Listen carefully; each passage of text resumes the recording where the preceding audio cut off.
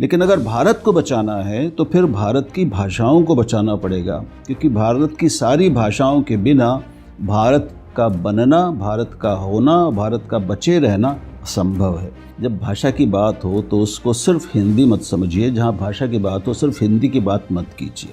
दूसरी भाषाओं को मिलाना, जिसको बोलते हैं कि सरलीकरण करने का प्रयास कर रहे हैं। आम हिंदी वाला कहेगा कि मेरे फादर गवर्नमेंट सर्विस में हैं, मदर हाउसवाइफ हैं, मेरे एल्डर ब्रदर वहाँ काम करते हैं और यंगर सिस्टर की शादी होने वाली है या मैरिज होने वाली है। ये आम हिंदी वाले की भाषा है ना? क्या ये सरल भाषा है? मैं कहता हूँ कि ये एक लंगड़ी लूली अपाहिज भाषा है। आज के दिन में गांधी होते तो क्या प्रयास करते? गांधी होते तो एक अभियान चला रहे होते, शायद वो पैदल वैसे ही पदयात्रा कर रहे होते जैसे हिंदुओं को बचाने के लिए नोआखली में की थी उन्होंने, जैसे बिहार के मुसलमानों को बचाने के लिए बिहार में काम किया था और दिल्ली में हिंदू मुसलमान दोनों को बचाने के लिए उन्होंने अपनी जान को बार बार जोखिम में डाला था। आज भी वो अपनी जान को जोखिम में डालते। आज भी वो दोनों समुदायों से, हिंदुओं से, मुसलमानों से, और उनसे भी जो उनकी मानस हत्या रोज़ करते हैं, उनसे नफ़रत करते हैं, उनसे भी बात करते हैं, उसी प्यार से, उसी समझ के साथ, संवेदना और सहानुभूति के साथ, जैसे वो अपने समर्थकों से करते थे। एक गड़बड़ जो हो गई है कि बहुत सी राजनीतिक पार्टियों ने, विचारधाराओं ने, संगठनों ने, नेताओं ने सोशल मीडिया का इस्तेमाल करके झूठ, घृणा, द्वेष, विभाजन, खाइयाँ, इनको बढ़ाया है और इनको फैलाया है। इसका इस्तेमाल किया जा रहा है। हर 15 रोज़ में, 15 दिन में एक भाषा संसार की मर जाती है। भाषा मर जाती है यानी उसके बोलने वाला अंतिम व्यक्ति मर जाता है। संस्कृत में साहित्य भी लिखा जा रहा है, कविता लिखी जा रही है, निबंध लिखे जा रहे हैं, कहानियाँ लिखी जा रही हैं। जानकारी लोगों को कम है, लेकिन वो मरी हुई भाषा नहीं है। वो ऐसी भाषा है जो कभी मरेगी भी नहीं। आपकी भाषा आपकी ज़मीन है, आपका अंतःकरण है, आपकी माँ है। किसी से भी प्रेम करिए, किसी भी भाषा से। हम किसी से प्रेम करते हैं, फिर उससे विवाह करते हैं, तो वो हमारी माँ नहीं हो जाती, हमारे पिता नहीं हो जाते। हमारी माँ और पिता तो वही रहते हैं, है ना? तो हम किसी भी संसार की भाषा से प्रेम कर सकते हैं, सीख सकते हैं, अपना सकते हैं, उसका पूरा फ़ायदा उठा सकते हैं। उठाइए, लेकिन अपनी माँ को मत छोड़िए। हम जिसे जुगाड़ कहते हैं ना, उसी को अंग्रेज़ी वाले नया उन्होंने शब्द दिया इनोवेशन। कविशाला में आप सभी का स्वागत है। अलग अलग परिचर्चाओं के बाद हमने राजनीति पे बातें की, हमने साहित्य पे बातें की, किताबों पे बातें हुई, कविताओं पे बातें हुई, कहानियों पे बातें हुई, बहुत सारी पत्रकारिता के आसपास भी बातें हुई। लेकिन मुझे लगता है कि जो साहित्य में और पत्रकारिता में भाषाओं का नियंत्रण है, सकारात्मक वे पे या नकारात्मक वे पे, तो उस पर बात होनी चाहिए। हमारे इस परिचर्चा को सार्थक बनाने के लिए और राजनीति पे, साहित्य पे, भाषाओं पे और मुख्य रूप से जो शिक्षा की नीतियाँ होती हैं उस पर बातचीत करने के लिए आज हमारे साथ हैं राहुल देव जी। बहुत बहुत स्वागत है कविशाला में आपका। धन्यवाद अंकुर। शुरुआत हम वहीं से करते हैं कि आप हमेशा बोलते हैं कि देश बचाना है तो भाषाओं को बचाइए। अलग अलग विचार हैं लोगों के। कई लोग नई वाली हिंदी की बात करते हैं, बोलते हैं कि अगर एक बृहद लोगों तक पहुंचना है या बड़ी संख्या तक पहुंचना है, बड़े लोगों तक पहुंचना है, तो अगर भाषाओं का सरलीकरण हो तो समस्या क्या है। लेकिन आप उससे इतर एक शब्द बोलते हैं, या एक आपका जो वाक्य है कि भाषाएं बचाना जरूरी है, भाषाओं को बचाना जरूरी है देश को बचाने के लिए। क्या क्या वक्तव्य है, अगर इस पे दर्शकों के लिए थोड़ा प्रकाश डाल पाएं आप। मुझे कुछ साल पहले ये समझ में आया कि भाषा का महत्व क्या है और भाषा का संसार कितना बड़ा है। आमतौर पे हम लोगों के दिमाग में ये रहता है, हम जब भाषा की बात करते हैं या सोचते हैं तो दिमाग में फ़ौरन ये आता है भाषा यानी साहित्य, कविता, कहानी, उपन्यास, आलोचना आदि, नाटक आदि ये। लेकिन भाषा का जो संसार है वो साहित्य के संसार से अनंत गुना बड़ा है। अब हम और आप जो बात कर रहे हैं ये हम साहित्य रचना तो नहीं कर रहे हैं, लेकिन हम बात कैसे कर रहे हैं, हम भाषा में ही बात कर रहे हैं। हम अभी भाषा पर बात ना कर रहे होते, मान लीजिए कि हम यहाँ पे स्टार्टअप संस्कृति की बात कर रहे होते, या हम भौतिक विज्ञान के किसी विषय की बात कर रहे होते, तो भी ये जो बात हम कर रहे होते वो हम भाषा में बात कर रहे होते, किसी न किसी भाषा में। तो भाषा से बाहर कुछ भी नहीं है जो मनुष्य जानता है। मनुष्य के सारे ज्ञान की जो मैं कहूँगा उसका जो उसको वहन करने वाली चीज़ है वो भाषा है, और संसार की सारी भाषाएं। तो भाषा के इस संसार की विविधता को, उसकी विशालता को, उसकी प्रकृति को, और भाषाओं में परिवर्तन से, भाषा में परिवर्तन से क्या क्या बदल जाता है, कैसे और दूसरे परिवर्तन होते हैं, इस सब पर विचार करते हुए, भारत क्या है यह भी विचार करते हुए, भारतीय होने का मतलब क्या है, जब मैं इस पर विचार करने लगा तो ये सारी चीज़ें जुड़ के मुझे एक अचानक ये समझ में आया कि हम जिसे भारत कहते हैं, भारतीयता कहते हैं, उसका वो भारतपन, उसकी वो भारतीयता, उसमें से अगर भारतीय भाषाओं से जो कुछ आया है, मिला है, उसको निकाल दें तो क्या बचेगा? कुछ भी नहीं। तो भारत को, यानी भारत नाम के इस भूभाग को, इस देश को, जिसने एक देश से, एक केवल ज़मीन के टुकड़े से भारत बनाया, जिसको हम भारतीयता नाम से कहते हैं, समझते हैं, एक बोध का एहसास होता है हमको, वो भारत इन भाषाओं से मिलकर ही बना है। और अगर उस भारत को बचाना है, केवल इंडिया को नहीं, इंडिया यानी जो अंग्रेज़ी में बोलता, पढ़ता, सीखता, सोचता है, जीता है, लेकिन अगर भारत को बचाना है तो फिर भारत की भाषाओं को बचाना पड़ेगा, क्योंकि भारत की सारी भाषाओं के बिना भारत का बनना, भारत का होना, भारत का बचे रहना असंभव है। इसलिए मैंने ये लिखा और मैं कहता हूँ कि भारत को बचाना है तो भारतीय भाषाओं को बचाइए। अच्छा, एक भ्रम हमेशा लोगों के बीच में रहता है जब ये वक्तव्य पहुंचता है, या जब भी भाषाओं की बात होती है, तो भारतीयों को लगता है कि हम बात कर रहे हैं हिंदी की, कि हिंदी को बचाना है। उनका जो दूसरी जो क्षेत्रीय भाषाएं हैं या बोलियां हैं, उन पे कभी भी उनकी नज़र नहीं जाती। वो बस हिंदी को बचाने में या हिंदी को बचाने की होड़ में, जिस तरीके से चाहे वो राजनीतिक कैंपेन्स होते हैं, राजनीतिक जो डिस्कशंस होते हैं, उसमें बस हिंदी की बात चलने लगती है कि हिंदी को बचाना, हिंदी के लिए भाषाओं को बचाना है, मतलब हिंदी को बचाना है। बहुत अच्छा किया, आपको बधाई कि आपने शुरू में ही ये सवाल उठा लिया। ये बहुत ज़रूरी सवाल है। हाँ। विशेष तौर पर हिंदी वालों के लिए, क्योंकि उनके साथ दिक्कत वही है जो आपने कही कि उनसे भाषा की बात शुरू करो तो फ़ौरन वो हिंदी की बात करने लगते हैं। यानी उनके मन में एक समीकरण बैठा हुआ है, उसमें 3 चीज़ें हैं, भाषा यानी साहित्य यानी हिंदी। क्योंकि आम हिंदी वाले की जो सारी दुनिया है वो हिंदी की ही दुनिया है।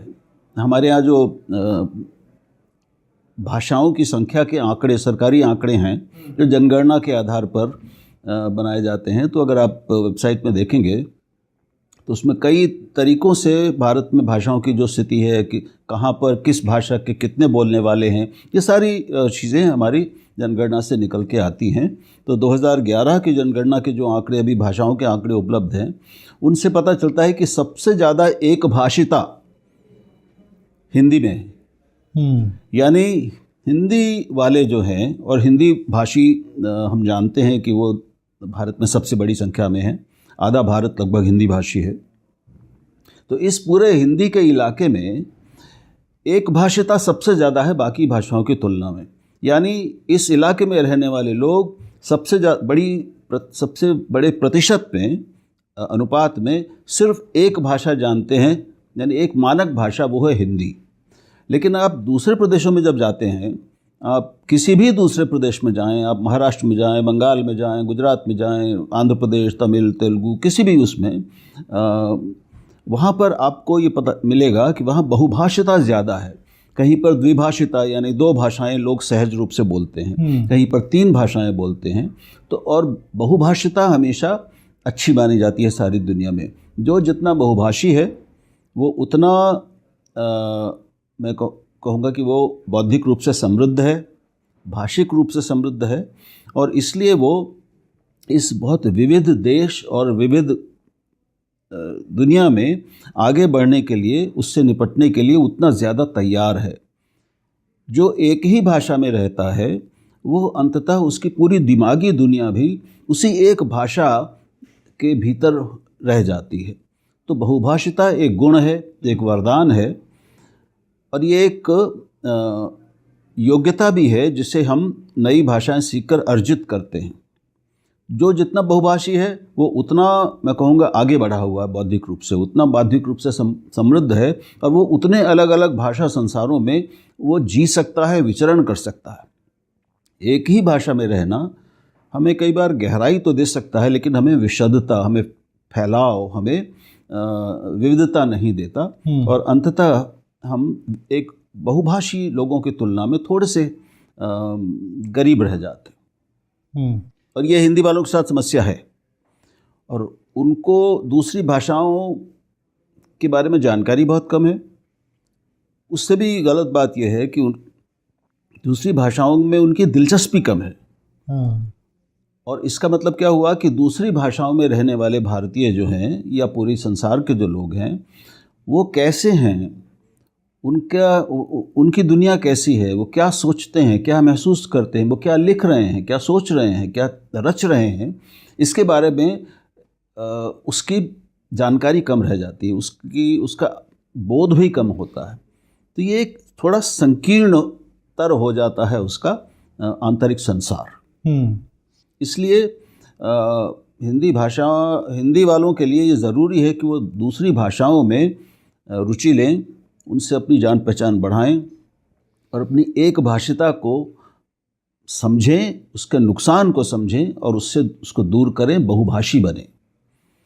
और खुदा के लिए जब भाषा की बात हो तो उसको सिर्फ हिंदी मत समझिए, जहाँ भाषा की बात हो सिर्फ हिंदी की बात मत कीजिए। इस देश में कई सौ भाषाएं, 1500-1600 भाषाएं हैं।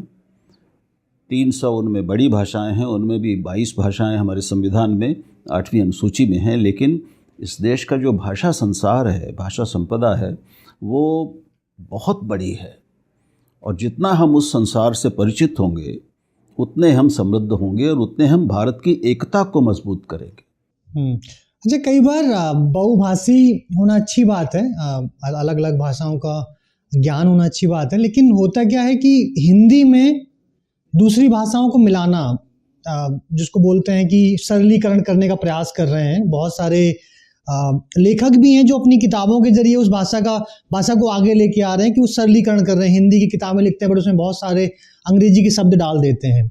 तो जो इस तरीके की धाराएं या इस तरीके के विचार जो आगे बढ़ रहे हैं कि संस्कृत खत्म होने वाली है, बहुत सारी बोलियां खत्म हो गई, लोगों ने प्रयोग करना कम कर दिया, सरलीकरण से क्या जो भाषाएं हैं वो धीमे धीमे करके समाप्त हो जाएंगी? जिस तरीके से हिंदी में या दूसरी भाषाओं में दूसरी भाषाओं का मिलाना सरलीकरण के लिए कि एक बड़ी बड़ी संख्या तक वो भाषाएं आसानी से पहुंच जाएं, उनके विचार आसानी से पहुंच जाएं, तो ये सही है सरलीकरण के लिए भाषाओं का जो विलय की तरफ लेके नए लेखक हों, चाहे विचारक हों, चाहे पत्रकार हों, वो जिस तरीके से आगे बढ़ा रहे हैं, इस पूरे समीकरण को आप किस तरीके से देखते हैं?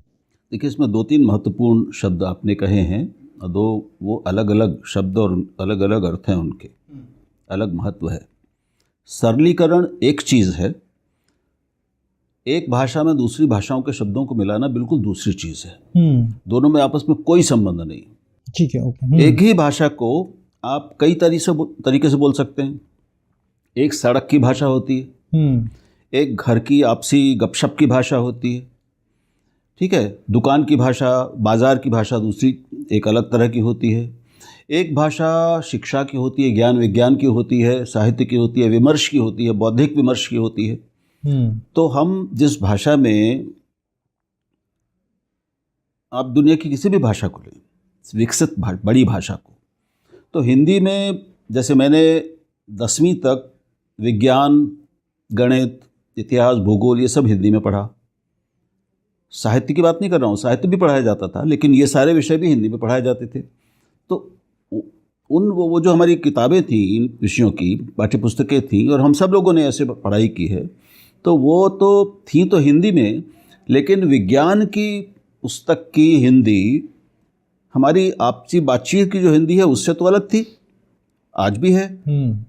तो भाषा एक ही है। अभी हम जो बोल रहे हैं ये सरल भाषा है, लेकिन अभी हम थोड़ा ज्ञान और विमर्श के उच्चतर स्तर पर जाएंगे। मान लीजिए हमको दर्शन पर बात करनी होगी, भाषा विज्ञान पर बात करनी होगी, साहित्य की बात करनी होगी, तो इन सारे अलग अलग जो हम कहेंगे ज्ञान के जो अनुशासन हैं, क्षेत्र हैं, इनकी भाषा बदलती जाएगी, यानी इनकी शब्दावली बदलती जाएगी। भाषा एक ही है, शब्दावली बदल जाएगी, फिर पारिभाषिक शब्द आने लगते हैं। तो ये तो हुई सरल और कठिनतर भाषा की। एक ही भाषा के कुछ सरल और सरलतर रूप हैं और कठिन और कठिनतर या उच्च और उच्चतर रूप होते हैं। भाषा एक ही रहती। तो ये तो सरल वाला मामला हुआ। अब दूसरा बिल्कुल अलग सवाल है कि एक भाषा में दूसरी भाषा के शब्दों को मिलाना। इसको यूँ समझना चाहिए कि दुनिया की कोई भी जीवंत भाषा दूसरी भाषाओं से बिना संवाद किए, बिना लिए दिए, बिना किसी लेन देन के और बिना प्रभावित हुए रह नहीं सकती।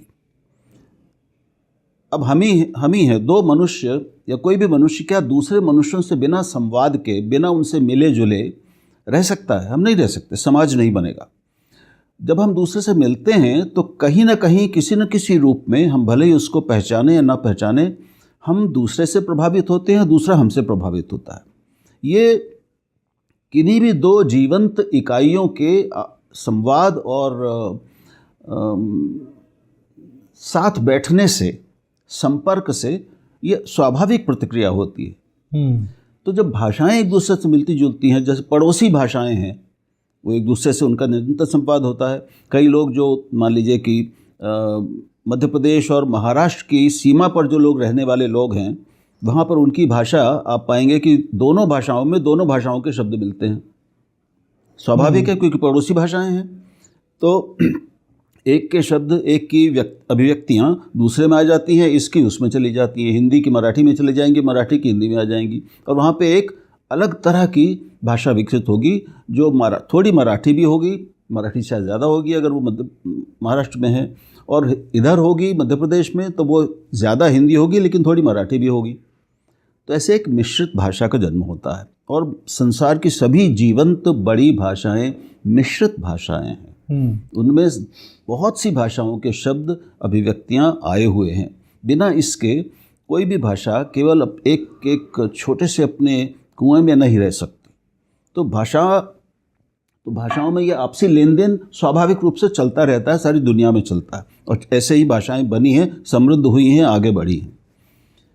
तीसरा मामला यहाँ पर यह है जो आपने जिसका जिक्र किया कि सरलीकरण के नाम पर आजकल बहुत सारे लोग, जिनमें हमारे पत्रकार, लेखक, बुद्धिजीवी भी शामिल हैं, कुछ शिक्षाविद भी शामिल हैं, समझते हैं कि भाषा को, हिंदी को सरल, ये हिंदी के साथ समस्या ज़्यादा है, बाकी कम है। मैं आपको बता सकता हूँ दूसरी भाषाओं में ये विमर्श कम चलता है। हिंदी वालों के दिमाग में, कुछ हिंदी वालों के दिमाग में ये भर गया है और भरा गया है कि जिसे हम अच्छी हिंदी कहते हैं, प्रांजल हिंदी कहते हैं, औपचारिक हिंदी कहते हैं, यानी हिंदी का जो उच्चतर रजिस्टर है, उसको रजिस्टर कहते हैं भाषा में, वो कठिन है। कि जब हम सरल भाषा की बात करते हैं तो फिर एक कठिन भाषा भी होती होगी। तो ये भी हमको समझ लेना चाहिए कि अभी आप मान लीजिए स्टार्टअप हैं, एक स्टार्टअप की दुनिया में आप कुछ भी करते हो तो उसकी कुछ बुनियादी, उसमें कुछ शब्दों का, शब्दावलियों का इस्तेमाल होता है। आईटी में, कंप्यूटर में उसकी एक अलग शब्दावली है। आप आईटी की बात अंग्रेज़ी में ही अगर ज़्यादा शब्दावली है तो उसमें आप उन्हीं शब्दों को किसी अंग्रेज़ी साहित्य के विद्यार्थी से अगर बात इस्तेमाल करेंगे तो क्या वो समझ लेगा? वो कहेगा ये बहुत कठिन शब्द हैं, सरल करिए। तो आपको अंग्रेज़ी में ही उसको सरल करके बताना होगा। एक बच्चे से जब हम बात करते हैं किसी दुनिया की किसी भी भाषा में, तो हम कुछ भी कहें लेकिन हम अपनी भाषा को उसकी समझ के लायक सरल बनाकर बात करते हैं, है ना? ये सरल भाषा हुई, भाषा वही रहती है। बच्चा जैसे जैसे बड़ा होता जाता है, उसकी पढ़ने की भाषा, समझने की भाषा, बातचीत की भाषा, ज्ञान की भाषा और बोलने या संवाद की भाषा धीरे धीरे कठिनतर होती, जिसको हम कठिन कहते हैं, यानी वो उच्चतर होती जाती है। सरल बनाने का मतलब ये नहीं है कि उसमें हिंदी वाले जैसा समझते हैं, बहुत सारी दूसरी भाषाओं के लोग भी समझते हैं कि उसमें अंग्रेज़ी के शब्द डालें। किसी भी भाषा के सरलीकरण की प्रक्रिया या उसका मतलब ये नहीं कि अंग्रेजीकरण किया जाए उसका।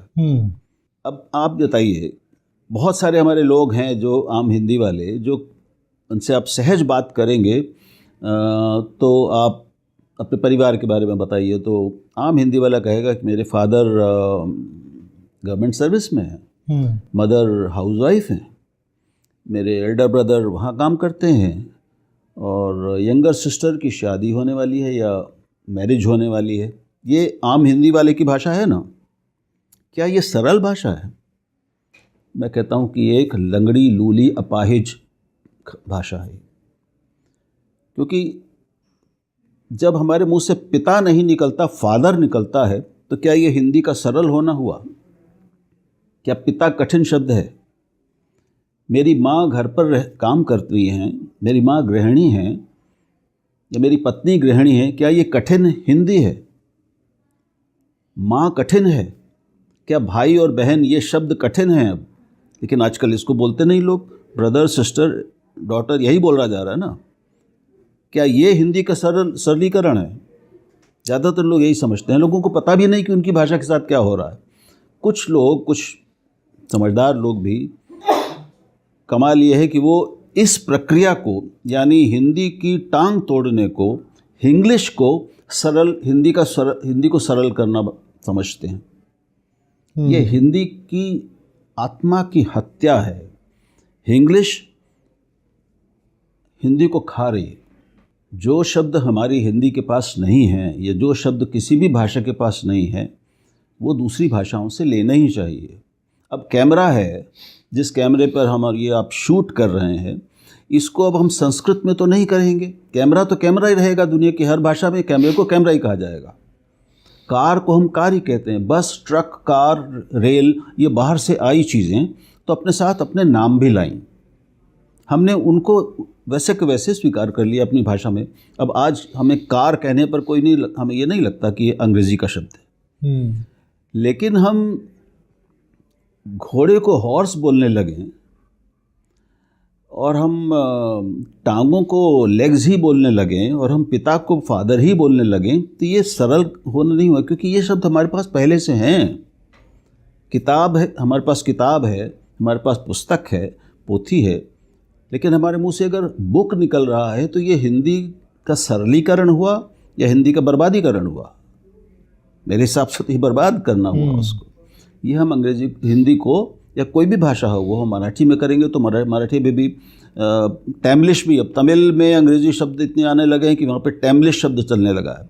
बंगाली में इतने अंग्रेज़ी शब्द आने लगे, अभिव्यक्तियाँ आने लगी, तो वहाँ बैंग्लिश शब्द चलने लगा। ऐसा संसार में और जगह भी हो रहा है। ये जो हो रहा है, इसको ठीक से समझने की ज़रूरत है। अगर आप कहेंगे तो फिर इस पर हम और थोड़ी बात करेंगे। जी, अच्छा, क्या यही कारण है जो समाप्ति की तरफ भाषाएं जाती हैं? बहुत सारी भाषाओं की हम पहले बात करते हैं कि हुआ करती थी, बहुत सारे हम किताबें पढ़ते हैं कि उस लिपि में लिखी हैं, वो लिपि आज के दिन में कोई प्रयोग नहीं करता है। तो जो भी बातें की आपने, क्या यही कारण है या कुछ और कारण होते हैं किसी भी भाषा की समाप्ति के? किसी भी भाषा की ज़िंदगी में, ज़िंदगी बनाए रखने के लिए, भाषा बनने में, बने रहने में और ना रहने में बहुत सारी कारक काम करते हैं। कोई एक कारण नहीं होता। यूनेस्को ने 2003-04 के आसपास एक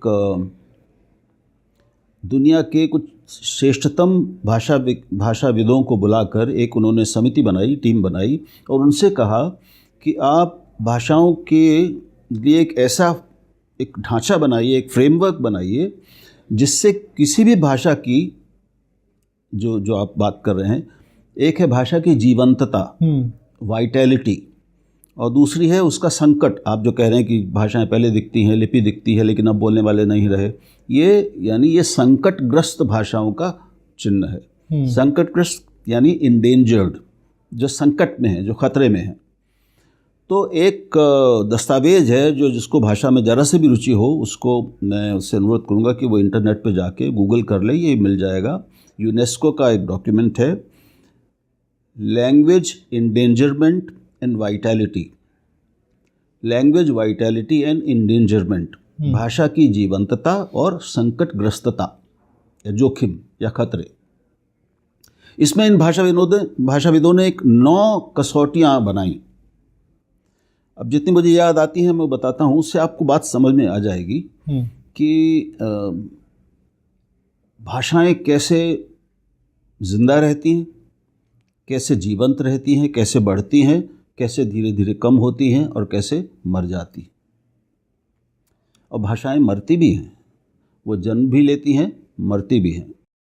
एथनोलॉग जो दुनिया की सबसे बड़ी संस्था है भाषाओं, संसार भर की भाषाओं का अध्ययन करने वाली, उसके हिसाब से इस समय लगभग संसार में 7000 कुछ 100 भाषाएं हैं और उनमें आगे पीछे हमेशा संख्या बदलती रहती है। आज भी कई नई भाषाएं आविष्कृत की जा रही हैं। पता चलता है कि छोटे छोटे इलाकों में, कुछ छोटे समूहों में उनकी अपनी एक भाषा है, जहाँ तक पहली बार लोग पहुँचे हैं तो वो एक नई भाषा जुड़ जाती है। या एक पुरानी भाषा जिसको बोलने वाले नहीं रहे, आखिरी बोलने वाला जब उसका मर जाता है तो वो भाषा मरी मानी जाती है, कहते हैं कि वो भाषा मर गई। पहली कसौटी है उस यूनेस्को के फ्रेमवर्क की कि भाषा के बोलने वालों की संख्या कितनी है, घट रही है या बढ़ रही है।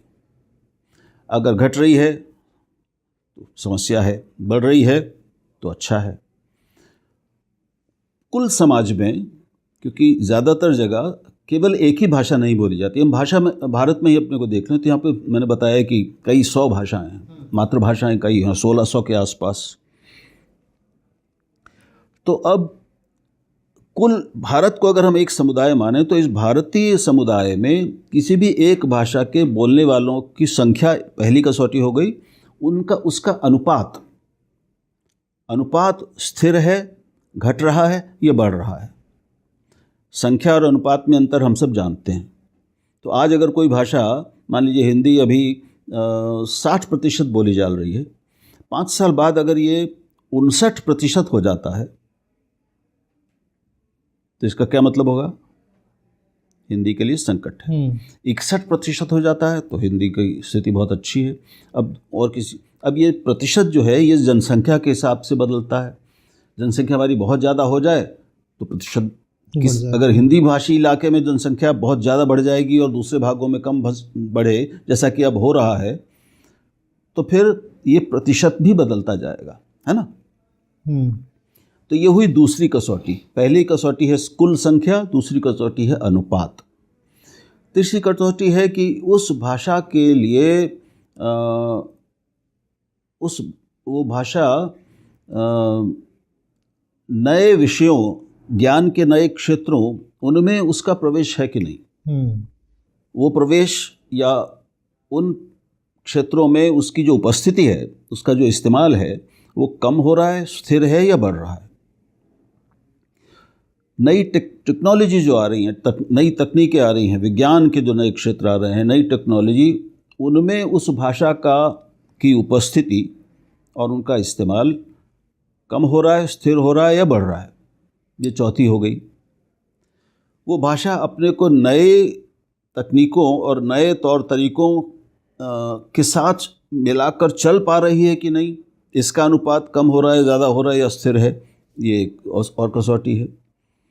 जो वहाँ का प्रशासन है, जो राज्य है, स्टेट, उसकी उस भाषा के प्रति नीतियाँ क्या हैं, उस भाषा के लिए उसके कार्यक्रम क्या हैं, उस भाषा का प्रयोग वहाँ कितना होता है, वो स्थिर है, कम हो रहा है या ज़्यादा हो रहा है। इससे निर्भर करेगा कि वो भाषा की जीवंतता बनी हुई है, घट रही है या बढ़ रही है, या उसका संकट बढ़ रहा है या घट रहा है।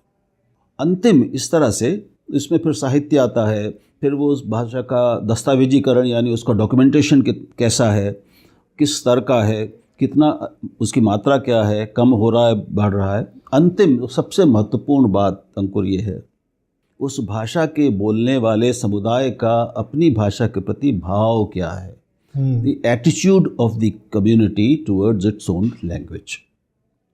ये भाव मैं कहूँगा कि शायद सबसे महत्वपूर्ण चीज़ है उस भाषा, किसी भी भाषा की जीवंतता को बनाए रखने के लिए या जीवंतता जब कम हो जाए तो उसको संकटग्रस्त बनाने के लिए। और हर 15 दिन में एक भाषा संसार की मर जाती है। भाषा मर जाती है यानी उसके बोलने वाला अंतिम व्यक्ति मर जाता है। भाषा की अपने आप में अलग से कोई अस्तित्व नहीं है, उसका कोई जीवन नहीं है। उसके जिंदा रहने की एक ही शर्त है, हमारी और आपकी व्यवहार में रहना। हमारे बोलने से ही भाषा है। हम जिस शब्द को बोलना बंद कर देंगे वो शब्द नहीं रहेगा। ये भाषा या शब्द की मृत्यु है। इसमें कोई शब्द नहीं होता, इसमें कोई शब्द दिखता नहीं। एक शब्द जो था या कुछ शब्द थे या कुछ अभिव्यक्तियाँ थी या एक भाषा थी, वो इस्तेमाल की जा रही थी तो जिंदा थी। इस्तेमाल करना बंद हो गई या कम हो गई तो धीरे धीरे वो बीमार होते होते जिस दिन बंद हो जाते हैं, उसका बोलना बंद हो जाता है, इस्तेमाल बंद हो जाता है, वो मर जाती है। संस्कृत की आपने बात की थी शुरू में। संस्कृत ये ठीक है कि आज लोक भाषा नहीं है, लेकिन आज भी वो हमारी शास्त्र भाषा है, ज्ञान भाषा है, विरासत की भाषा है और हमारी कर्मकांड की भाषा है। आज भी उसमें इतनी संपदा है कि 1 लाख से ज़्यादा लोग इस देश में और देश के बाहर भी, विदेशों में भी संस्कृत का निरंतर अध्ययन करते हैं। उसमें नई नई खोजें, उसमें नए अर्थ निकालते हैं, नए उपयोग उसके पाते हैं। संस्कृत में साहित्य भी लिखा जा रहा है, कविता लिखी जा रही है, निबंध लिखे जा रहे हैं, कहानियाँ लिखी जा रही हैं। जानकारी लोगों को कम है, लेकिन वो मरी हुई भाषा नहीं है। वो ऐसी भाषा है जो कभी मरेगी भी नहीं। जब तक भारत है तब तक मुझे लगता है कि संस्कृत रहेगी। थोड़ा भाषाओं से अलग हटके जो शिक्षा नीतियाँ हैं देश की, अलग अलग तरीके से हर साल कुछ ना कुछ नई चीज़ें आती हैं। तो मेरी जिज्ञासा है कि अगर हम दर्शकों के लिए वो चीज़ साझा कर पाएँ कि उन शिक्षा नीतियों में भाषाओं पे कितना जोर दिया जाता है कि किसी भी राज्य की शिक्षा उस राज्य की भाषा में केंद्रित हो। देखिए, दुनिया के सभी गंभीर शिक्षाविद आज से नहीं, कई दशकों से ये जानते, मानते, कहते और लिखते रहे हैं कि शिक्षा का सर्वश्रेष्ठ माध्यम स्थानीय भाषा है। हमारी अपनी भाषा, जो घर की भाषा है या पास पड़ोस की भाषा है या परिवेश की भाषा है। तो हम जहाँ भी जिस भाषा के क्षेत्र में पैदा हुए हैं, वहाँ वो भाषा, क्योंकि वो हमारी पहली भाषा है, प्रथम भाषा है, उसमें जब हम शिक्षा पाते हैं तो हमारी समझ, जिसे हम अधिगम कहते हैं, लर्निंग, शिष्य जो विद्यार्थी है वो सबसे अच्छी होती है। क्योंकि दूसरी भाषा सीखने में जो श्रम करना पड़ता है उसको वो नहीं करना पड़ता। लेकिन हुआ क्या कि हम जानते हैं कि दुनिया में का इतिहास जो रहा है वो औपनिवेशीकरण का इतिहास रहा है। एक देश बहुत ताकतवर हुआ, एक वहाँ का राजा ताकतवर हुआ, उसने पास के दूसरे राज्य पे कब्जा कर लिया। एक देश ने दूसरे देशों पे कब्जा कर लिया। और हम जानते हैं यूरोपीय साम्राज्यवाद कितना बड़ा रहा है, कितना लंबा उसका इतिहास रहा है। और गैर यूरोपीय देशों ने भी साम्राज्य स्थापित किए। तो साम्राज्य का क्या मतलब है? एक निरंतर बढ़ते हुए राज्य का विस्तार। ऐसा राज्य जो नए नए राज्यों को, नए नए देशों को, इलाकों को जीतता जाता है, उनके ऊपर उनको हराता है, वहाँ जीत कर उन पर कब्जा कर लेता है, उन पर काबिज हो जाता है। और जब वो एक नया राज आता है, एक विदेशी राज आता है, तो वहाँ पर वो अपनी भाषा, अपनी सोच, संस्कृति, ये सब भी लागू कर देता है। तो जो देशज भाषा है, जो स्थानीय भाषा है, वो दब जाती है। उसके ऊपर एक प्रधान भाषा आके, शासन की भाषा आके बैठ जाती है। ये भाषाओं का साम्राज्यीकरण है। भाषाई साम्राज्य भी ऐसे ही बनते हैं। अंग्रेज़ी एक साम्राज्यवादी भाषा है संसार के लगभग 80% देशों के लिए, क्योंकि वो अंग्रेज़ी साम्राज्य के, जिसे ब्रिटिश एम्पायर कहते हैं, उसके माध्यम से उन देशों में पहुंची। भारत में भी ऐसे ही आई। तो होना तो ये चाहिए कि जब एक देश स्वाधीन हुआ तो फिर जो विदेशी भाषा थी, जो हमारे ऊपर थोपी गई थी, जो साम्राज्यवादी भाषा थी, औपनिवेशिक भाषा थी, हमको जिसने उपनिवेश बनाया था, उसको बाहर जाना चाहिए था। भारत को या किसी भी देश को जो पहले गुलाम था लेकिन जो स्वतंत्र हो गया, तो उसको अपनी भाषा अपना लेनी चाहिए। उसकी अपनी भाषाओं को वही प्रमुखता और केंद्रीयता मिलनी चाहिए हर क्षेत्र में, शिक्षा में, प्रशासन में, राज्य में, ज्ञान में, विज्ञान में, अर्थशास्त्र में, सब में। जो एक किसी भी देश की भाषा की होनी चाहिए, जो पहले थी। लेकिन 200 साल के साम्राज्यवादी और औपनिवेशिक शासन में भारत का बहुत कुछ बदलता ही है। यही साम्राज्यवाद का मतलब है। सोच भी बदल जाती है, भाषा बदलती है, तो सिर्फ भाषा ही नहीं बदलती, जिसको हम भाषाई साम्राज्यवाद कहेंगे, भाषाई औपनिवेशिकता कहेंगे, उससे आती है शैक्षिक औपनिवेशिकता। शिक्षा अगर उस भाषा में हो गई तो, और एक चीज़ और कहनी ज़रूरी कि भाषा कोई एक बहुत मूल्य निरपेक्ष चीज़ नहीं है, वो न्यूट्रल नहीं है। हर भाषा का अपना एक संस्कार होता है, हर भाषा का अपना एक संसार होता है और अपनी एक अलग संवेदनशीलता होती है। ये तो हम सब जानते हैं। तो एक व्यक्ति पर, एक समाज पर कोई जब दूसरी बाहर की भाषा लादी जाती है तो उसके साथ बाहरी संस्कार भी लादे जाते हैं, बाहरी प्रभाव भी लादे जाते हैं, बाहरी बौद्धिकता लादी जाती है, संवेदनशीलता का एक नया रूप लादा जाता है और उसकी जो मौलिक संवेदनशीलता है, जो मौलिक उसकी संवेदनाएं हैं, जो मौलिक उसकी अस्तित्व है, उसका वो दब जाता है और एक विदेशी बाहरी प्रभाव उसके ऊपर हावी हो जाता है। तो सारे शिक्षाविद ये मानते हैं कि मातृभाषा ही शिक्षा का अधिगम यानी समझने का सर्वश्रेष्ठ माध्यम है। लेकिन हमारे औपनिवेशिक शासन के बाद के कारण अंग्रेज़ी यहाँ पर 50, 60, 70 साल उसको मिले हमारी शिक्षा व्यवस्था के ऊपर हावी हो जाने में। हमारे विश्वविद्यालय, हमारे जितने विद्यालय कॉलेज थे वो सब अंग्रेज़ी शिक्षा देने लगे शुरू से ही। जितने हमारे शिक्षा आयोग बने हैं, राधाकृष्णन आयोग से लेकर कोठारी आयोग, राममूर्ति आयोग, जितने भी बने हैं, सब ने ये एक स्वर से सिफारिश की कि सारी हमारी शिक्षा व्यवस्था मातृभाषाओं में, स्थानीय भाषाओं में होनी चाहिए, यानी भारतीय भाषाओं में होनी चाहिए। लेकिन इसको कभी लागू ठीक से नहीं किया गया। और उसका नुकसान क्या हुआ? आज देश में लगभग मैं कहूँगा कि 15-20 करोड़, अधिक से अधिक 15-20 करोड़, 140 करोड़ के देश में 15-20 करोड़ लोग ऐसे हैं जो अंग्रेज़ी में सोचते हैं, अंग्रेज़ी बोलते हैं, अंग्रेज़ी लिखते हैं, अंग्रेज़ी में पढ़ते हैं। हम सब उसी माहौल में यहाँ पर हैं। बाकी ये होंगे मुश्किल से 10 से 12% ऐसा अनुमान लगाया जाता है। बाकी जो 90% भारत है, जो भारतीय हैं, उनको इस 10-12% की दुनिया में क्या प्रवेश मिलता है? नहीं मिलता। ठीक है ना? मिलता है क्या, बताइए अंकुर? नहीं मिलता, बिल्कुल। क्या वो अयोग्य हैं? बिल्कुल नहीं योग्य हैं। क्या उनके पास बुद्धि कम है? क्या प्रतिभा कम है? क्या मेहनत की क्षमता कम है?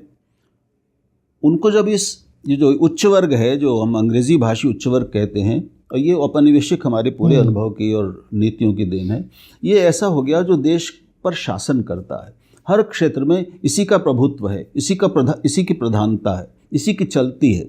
ये नीतियाँ बनाता है, ये कार्यक्रम बनाता है, ये सरकारें बनाता है, ये कानून बनाता है, बाकी सब उसका पालन करने के लिए बाध्य हैं।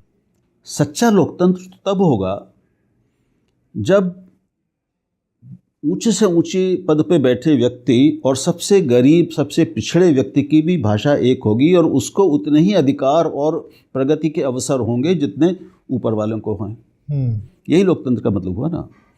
लेकिन अभी हमारे यहाँ क्या है कि जो अंग्रेज़ी वाले हैं उनके लिए प्रगति के सारे द्वार खुले हैं, ज़्यादा द्वार खुले हैं।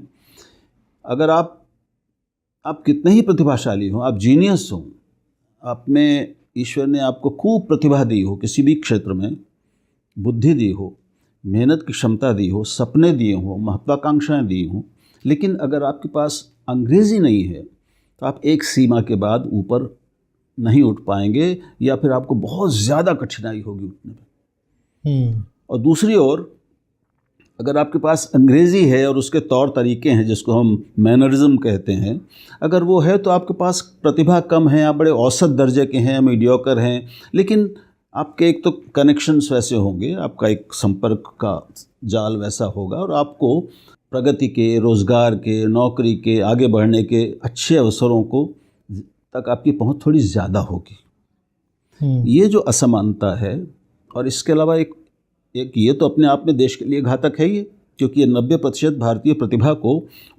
प्रगति के अवसर देने से रोकती है। दूसरी बात यह है कि ये जो ऊपर 10% अंग्रेज़ी क्लब वाले लोग हैं, इनको एक ये श्रेष्ठता ग्रंथि देती है। वो हम भाषा वालों को यूँ देखते हैं और हम लोग उनको यूँ देखते हैं, अरे ये तो अंग्रेज़ी बोलने वाले ये लोग। ये जो मनोवैज्ञानिक असमानता है, जो भाषा वालों को थोड़ा कमतर महसूस करवाती है और अंग्रेज़ी वाले को थोड़ा श्रेष्ठतर महसूस कराती है, ये बहुत भयानक असमानता है। ये हमारे आत्मबोध को नष्ट करने वाली, हमारे आत्मविश्वास को खंडित करने वाली, हमारे यानी इस 90% भारतीयों के उनके भविष्य को कुंठित करने वाली, उनके पूरे विकास को कुंठित करने वाली और उनके आत्मविश्वास, आत्मबोध को खंडित करने वाली असमानता है। ये असमानता दूर होनी चाहिए। उसका तरीका एक ही है कि सबको शिक्षा मातृभाषा में मिले। एक सीमा के बाद सबको अंग्रेज़ी भी सीखनी चाहिए। अंग्रेज़ी हमारे लिए बहुत उपयोगी है। मैं अंग्रेज़ी का विद्यार्थी हूँ और उससे भी ज़्यादा मैं अंग्रेज़ी का प्रेमी हूँ। मैं घोर प्रेम करता हूँ उससे। लेकिन उसकी जो ताकत है, ये जो प्रभुत्व है, उससे मैं उतनी ही नफ़रत भी करता हूँ। मुझे वो स्वीकार नहीं है। मैं अंग्रेज़ी से प्रेम करता हूँ, लेकिन मैं ये नहीं हो सकता कि जो हिंदी मेरी माँ है या मराठी मेरी माँ है, उसके ऊपर अंग्रेज़ी हावी हो जाए। ये मेरे स्व को, मेरे आत्मबोध को नष्ट करने वाली चीज़ है। और मैं चूँकि मनुष्य हूँ, इसलिए प्रकृति ने सभी मनुष्यों को प्रकृति से बहुभाषी बनाया है। हम सब जितनी भाषाएं सीखना चाहें सीख सकते हैं, वो क्षमता हमारे पास है। कुछ को अवसर मिलते हैं, कुछ को नहीं मिलते हैं। तो मैं सबसे कहता हूँ कि भाई अंग्रेज़ी से हमें बचना नहीं है, अंग्रेज़ी से डरना नहीं है, उससे भागना नहीं है। अंग्रेज़ी सिर्फ एक भाषा ही है, कोई तोप नहीं है। उस पर कोई भी अधिकार प्राप्त कर सकता है, उस पर अधिकार करना चाहिए, लेकिन अपनी ज़मीन, अपने पाँव अपनी ज़मीन पर, यानी अपनी भाषा की ज़मीन पर रखने चाहिए।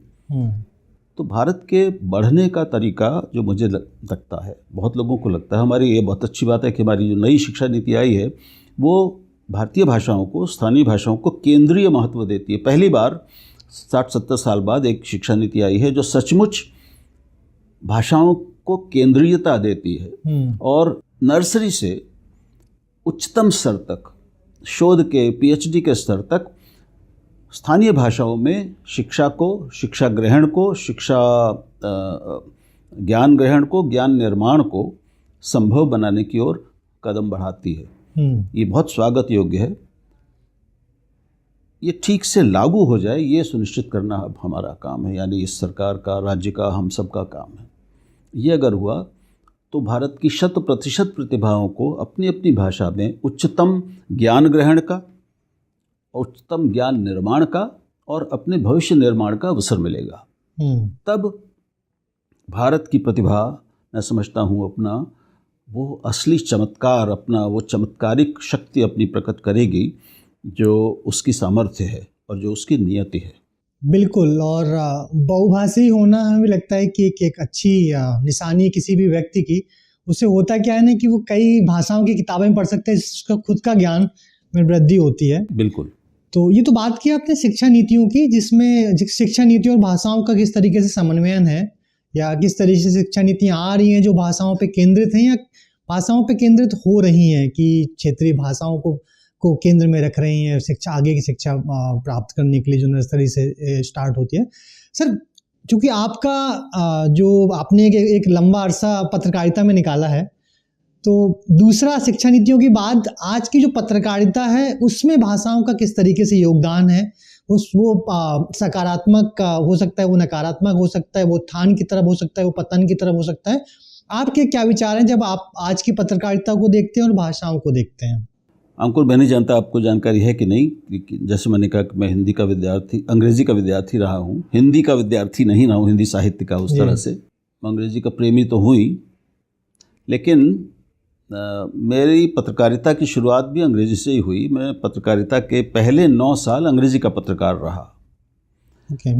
तो हिंदी में मैं उसके बाद आया और स्वेच्छा से आया। मुझे कोई संकट नहीं था अंग्रेज़ी में, खूब मज़े में काम चल रहा था और मुझे कभी इस पर अफसोस नहीं हुआ। बहुत आनंद है मुझे कि मैं आज एक हिंदी पत्रकार हूँ, एक भाषा पत्रकार हूँ। भाषा पत्रकार बनकर मैंने अपने भारत को थोड़ा बेहतर समझा है, उसकी आत्मा और उसके लोक के साथ बेहतर संवाद करने में अपने को सक्षम पाया है, कर सका हूँ मैं। भारत में दो मोटे तरह की पत्रकारिता है जब भाषा की हम दृष्टि से विचार करें तो। एक अंग्रेज़ी पत्रकारिता है, उसमें आप टीवी प्रिंट दोनों को शामिल कर सकते हैं, और दूसरी भाषा की पत्रकारिता है। अब हम जानते हैं कि हिंदी भारतीय भाषा में सबसे बड़ी भाषा है, आधे भारत की भाषा है, तो हिंदी पत्रकारिता का जो आकार है वो सबसे बड़ा है। अंग्रेज़ी से तो वो खैर 50-100 गुना होगा शायद, मतलब इतना ज़्यादा अंतर है। हाँ। एक संसार के और भारत के भी जो सबसे बड़े अखबार माने जाते हैं, उनमें पहले 3 अखबार तो हिंदी के हैं, पहले 5 या 6 अखबार भाषा के हैं, अलग भाषाओं के हैं, तमिल के हैं, मराठी के हैं, तेलुगु के हैं। अंग्रेज़ी उसके बाद आती है। अंग्रेज़ी का एक टीवी प्रोग्राम जो होता है पत्रकारिता में, उसकी दर्शक संख्या अगर मान लीजिए 10 लाख है तो बहुत बड़ी बात है। हिंदी के उसी स्तर के एक लोकप्रिय बड़े चैनल के एक कार्यक्रम की दर्शक संख्या उससे कम से कम 10 गुना, 20 गुना, 25 गुना होती है। ये हिंदी की और भाषा की ताकत है। लेकिन जैसे जिस औपनिवेशिक प्रभाव की मैं बात पहले कह रहा था, भाषाई औपनिवेशिकता, शैक्षिक औपनिवेशिकता, या उसको साम्राज्यवाद कह लें, वो बौद्धिक साम्राज्यवाद भी बनता है, फिर सांस्कृतिक भी बनता है, आर्थिक भी बनता है। तो उसी तरह से वो मीडिया का भी साम्राज्यवाद बनता है। तो दशकों तक ये रहा है कि भाई जो अंग्रेज़ी में छप गया उसकी ज़्यादा कीमत है, उसकी हैसियत ज़्यादा है, उसका असर ज़्यादा होगा। वो राज्य में बैठे लोग, उसमें प्रशासन में बैठे लोग वो थोड़ा ज़्यादा गंभीरता से उसको लेंगे। भाषाओं में जो छप गया वो तो छोटे लोगों की बात है, उसको महत्व कम दिया जाता था। सिर्फ एक क्षेत्र ऐसा था और अब भी है, राजनीति का, जिसमें भाषाओं का महत्व अपने अपने इलाके में अंग्रेज़ी से कई गुना ज़्यादा है। क्योंकि अंग्रेज़ी में भाषण देकर आप चुनाव नहीं जीत सकते, आप अफसर बन सकते हैं, आप कंपनी खोल सकते हैं, कंपनी एग्जीक्यूटिव बन सकते हैं, IIM IIT में पढ़ाई कर सकते हैं, लेकिन आप विधायक और सांसद नहीं बन सकते। उसके लिए आपको, यानी सब जिसको भी आना है राजनीति में, राज करना है, उसको अपनी भाषा में आना पड़ेगा। जिस भी इलाके के आप हैं वहाँ पर वहाँ की भाषा में अगर आप अच्छा नहीं बोलते तो फिर आपको वोट मिलना मुश्किल है। इसके अलावा जितने क्षेत्र हैं वहाँ पर अंग्रेज़ी का एक हमेशा प्रभुत्व और वर्चस्व रहा है। ये वर्चस्व, इस वर्चस्व ने भी बहुत तरह की असमानताओं को, विषमताओं को जन्म दिया है।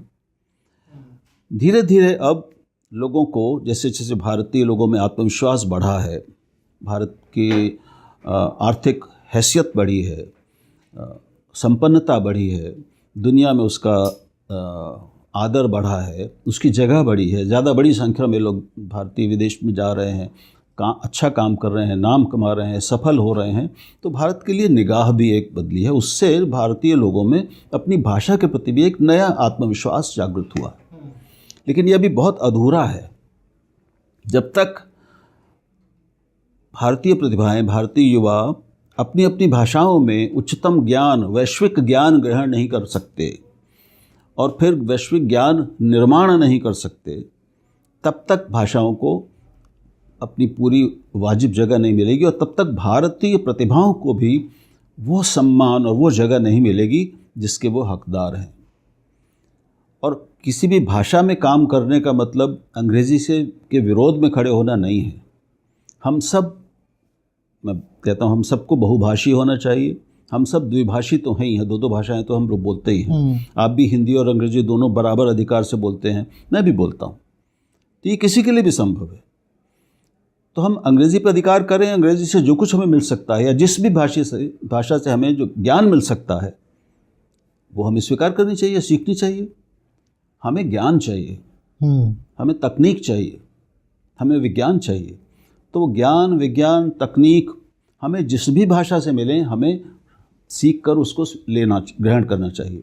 लेकिन ज्ञान निर्माण, चीज़ों का निर्माण, भविष्य निर्माण या विमर्श, ये जब तक अपनी मौलिक भाषा में नहीं होंगे तब तक भारत की प्रतिभाओं में वो मौलिकता नहीं आएगी जो अपनी ज़मीन से जुड़े होने से आती है। हम जिसे जुगाड़ कहते हैं ना, उसी को अंग्रेजी वाले नया उन्होंने शब्द दिया इनोवेशन, नवाचार। हमारे यहाँ तो जुगाड़ सदियों पुराना है।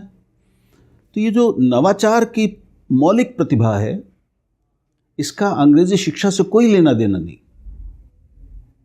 ये जिस दिन हम समझ लेंगे कि प्रतिभा का भाषा से कोई संबंध नहीं है, उसको सिर्फ विकसित होने के लिए सही खाद पानी हवा चाहिए, उसको वो खाद पानी हवा उसको अपने ही जगह से मिलेगी। बाहर से लाके आप एक पौधे को अगर बड़ा करना होगा तो आप उसको बाहर एक ऑक्सीजन सिलेंडर से जोड़कर तो बड़ा नहीं कर सकते। तो ये प्रतिभा के विकास और प्रस्फुटन के लिए जो ज़रूरी चीज़ें हैं वो अपनी भाषा देती है और उसमें मौलिकता निकलती है फिर।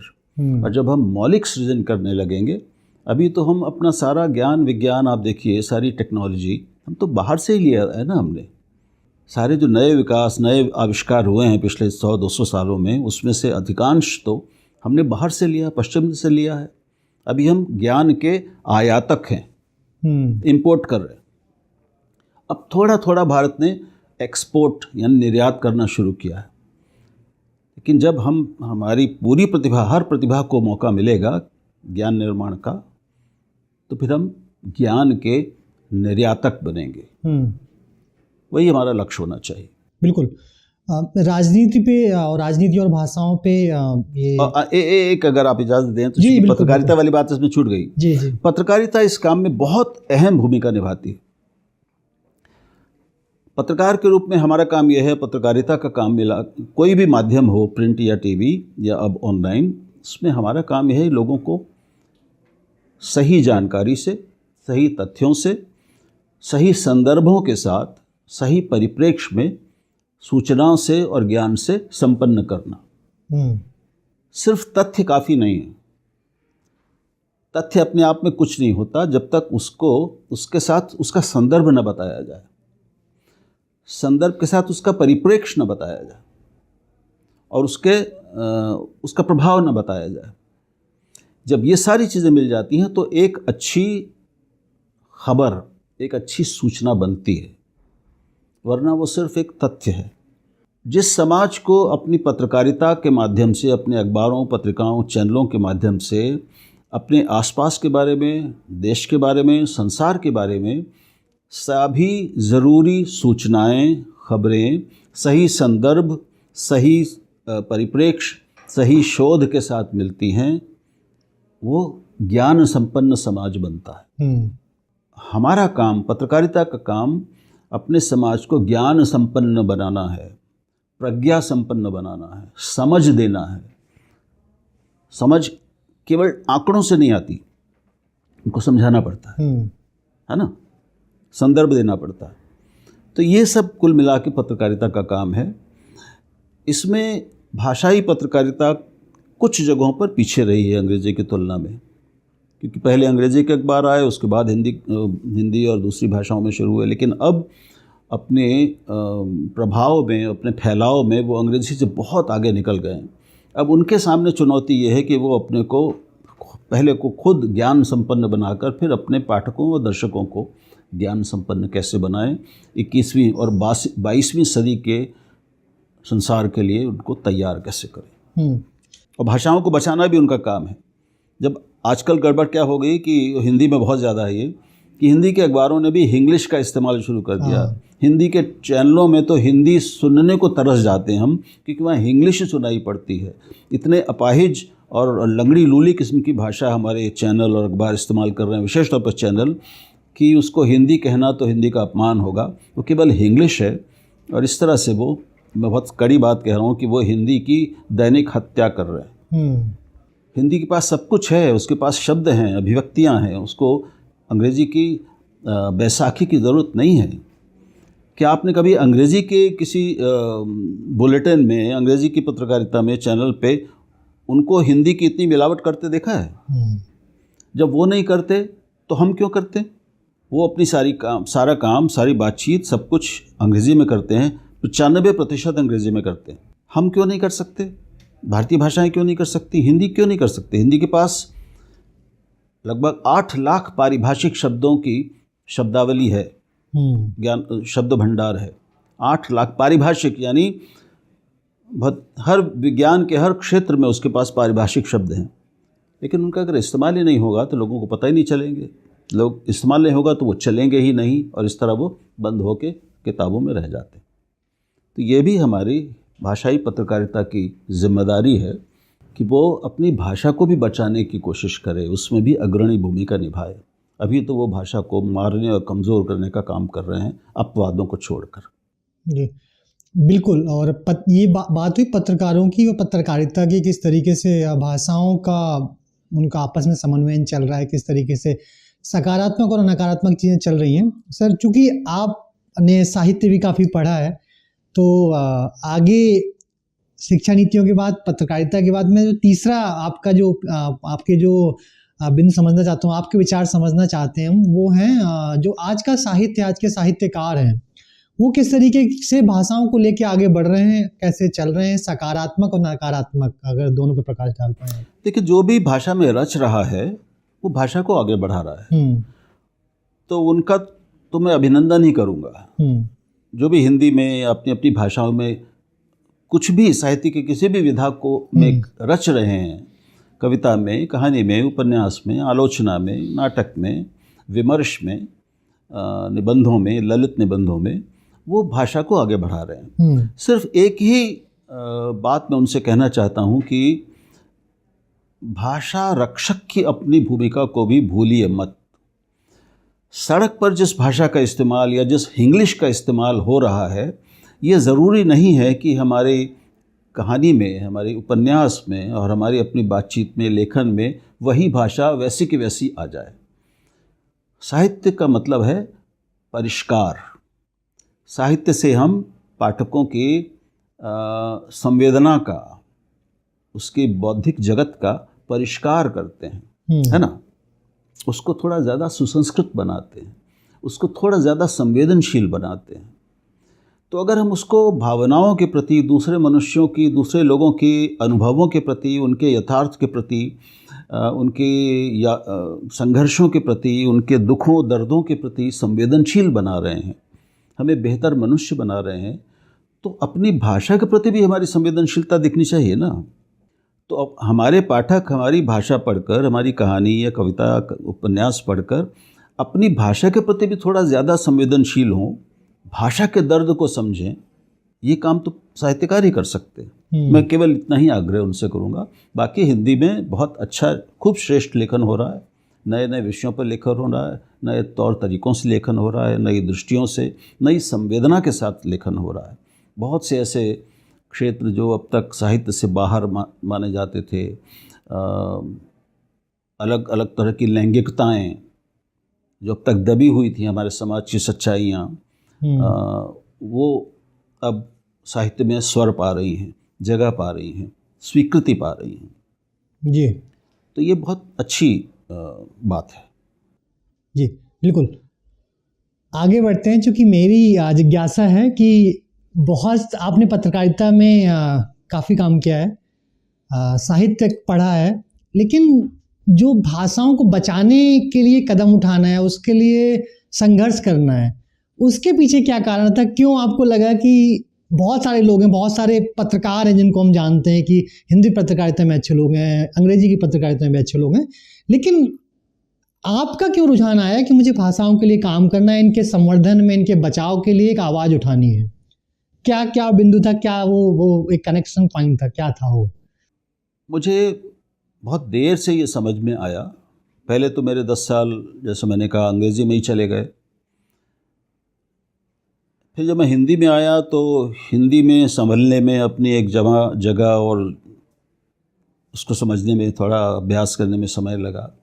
तो भाषा के प्रति जो मैं जगह, भाषाओं के साथ जो हो रहा है, सिर्फ हिंदी नहीं, सारी भाषाओं के साथ, उनमें जो इस तरह के बदलाव आ रहे थे और इस नए भारत में उनकी जो जगह बदल रही थी धीरे धीरे, उनके प्रति दृष्टि और उनके प्रति भाव जो बदल रहा था धीरे धीरे लोगों में, विशेष तौर पे अंग्रेज़ी दां लोगों में, अंग्रेज़ी भाषी वर्ग की जो दृष्टि बन रही थी भाषा वालों के लिए, भाषाओं के बारे में, वो धीरे धीरे मैं उसके प्रति संवेदित हुआ और मुझे वो दिखने लगा। और थोड़े दिनों में फिर मैंने पढ़ना शुरू किया और मेरी भाषा संबंधी जितनी भी समझ बनी है वो लगभग 90% अंकुर वो अंग्रेज़ी में पढ़कर बनी है। अंग्रेज़ी में जो भाषा विमर्श है वो भारतीय भाषाओं की तुलना में, विशेष तौर पर हिंदी की तुलना में 1000 गुना बड़ा है, ज़्यादा समृद्ध है, गहरा है और विशद है। तो आप पाएंगे कि अंग्रेज़ी में अंग्रेज़ी के दूसरी भाषाओं पर कुप्रभाव पर ही सैकड़ों किताबें, अंग्रेज़ी किस तरह संसार की दूसरी भाषाओं को मार रही है, प्रभावित कर रही है, कमज़ोर कर रही है, इस पर अंग्रेज़ी में ही बहुत बड़ा विमर्श है, खूब शोध हुआ है, खूब लेखन हुआ है। लेकिन हिंदी वालों को ये खुद ये समझने में बहुत देर लगी और अब भी वो नहीं समझे हैं कि अंग्रेज़ी उनके हिंदी के साथ और उनके अपने के साथ क्या कर रही है। मैंने जब सोचना शुरू किया और ये शुरू हुआ अपनी बेटी के बदलते भाषा व्यवहार को देखकर, और बेटी और उसके जो दोस्त और सहेलियाँ थी बचपन में, उनके भाषा को देखकर, और मुझे धीरे धीरे ये समझ में आ गया कि वो अंग्रेज़ी माध्यम में पढ़ रही है। बम्बई में थे हम उस समय, मुंबई, आज की मुंबई।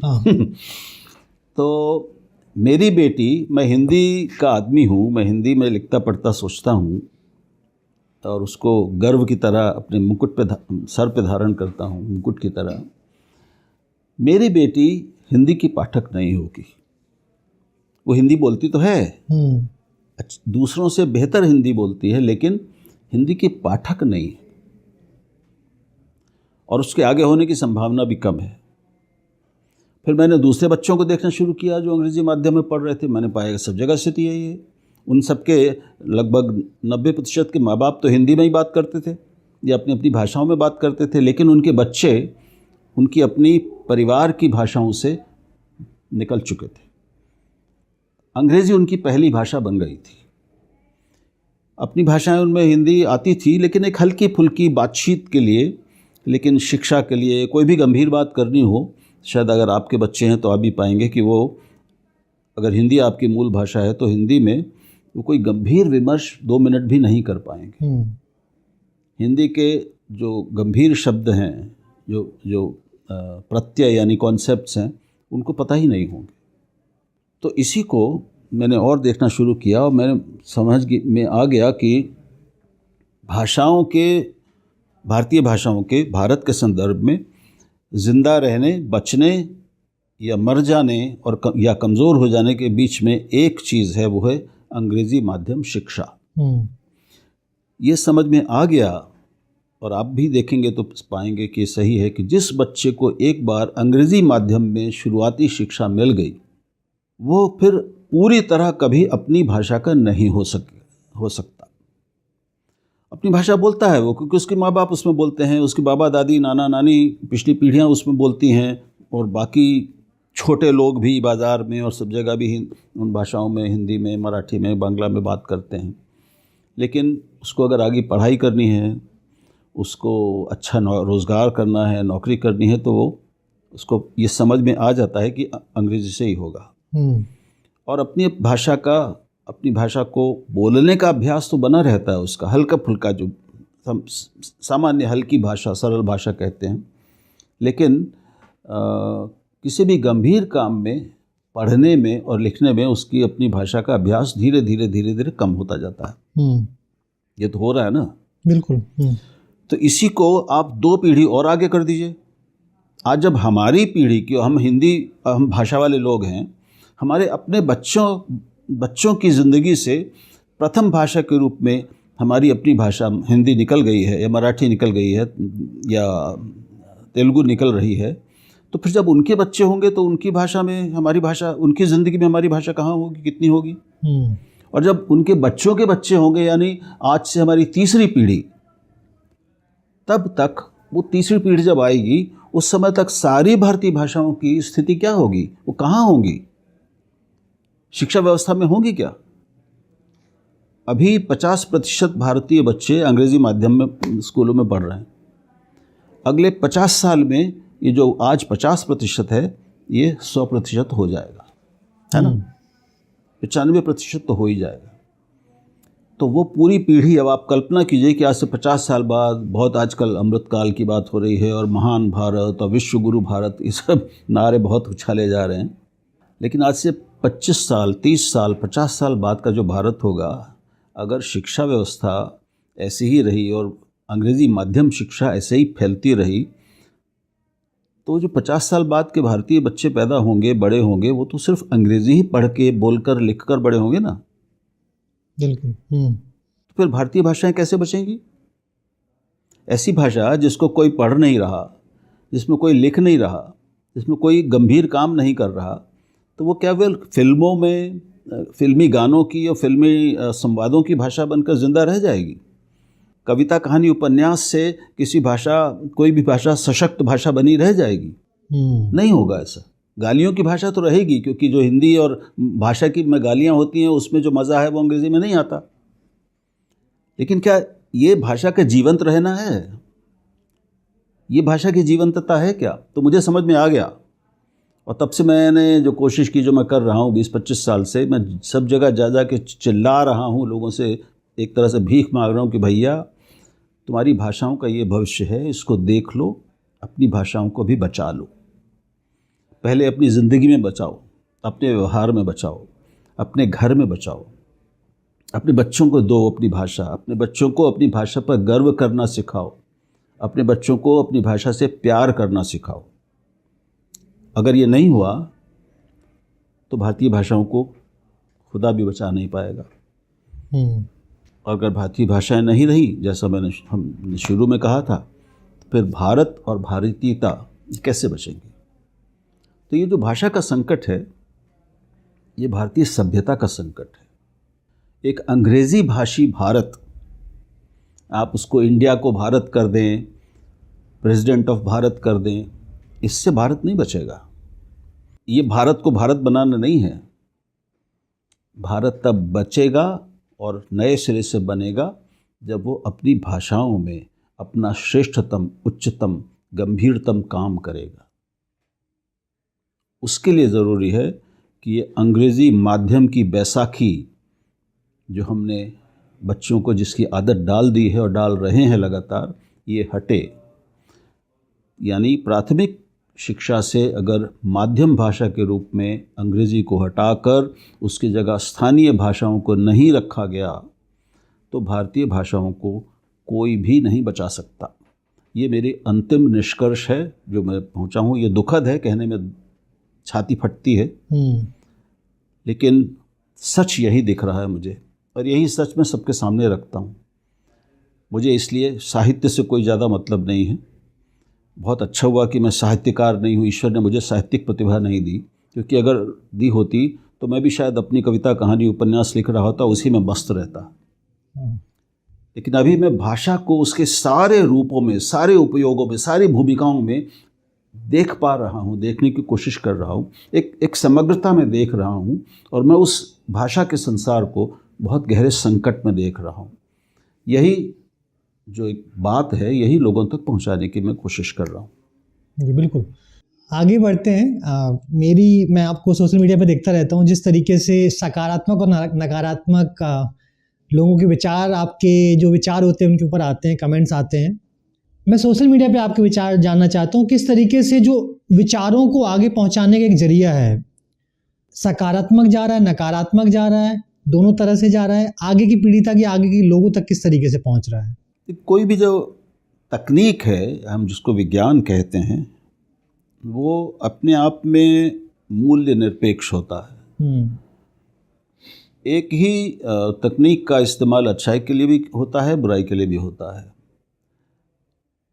एक ही नाभिकीय भौतिकी, जिसको न्यूक्लियर फिजिक्स कहेंगे, उसका इस्तेमाल मेडिसिन में हो रहा है, लोगों को ठीक करने में हो रहा है, चिकित्सा में हो रहा है, और एटम बनाने में, लोगों को मारने में, मास डिस्ट्रक्शन जिसको हम कहते हैं, उसके लिए भी हो रहा है। तो विज्ञान और विज्ञान से बनने वाली कोई भी चीज़, इसलिए मैंने कहा कि उसके दोनों तरह के उपयोग होते हैं, अच्छा, बुरा और मिश्रित। और यही चीज़ जो मेरी समझ में आया संसार की हर चीज़ के बारे में, जीवन ऐसा ही है, मिश्रित है, ये सृष्टि भी मिश्रित है, हम सब भी मिश्रण है बहुत सारे अलग अलग तत्वों का, है ना।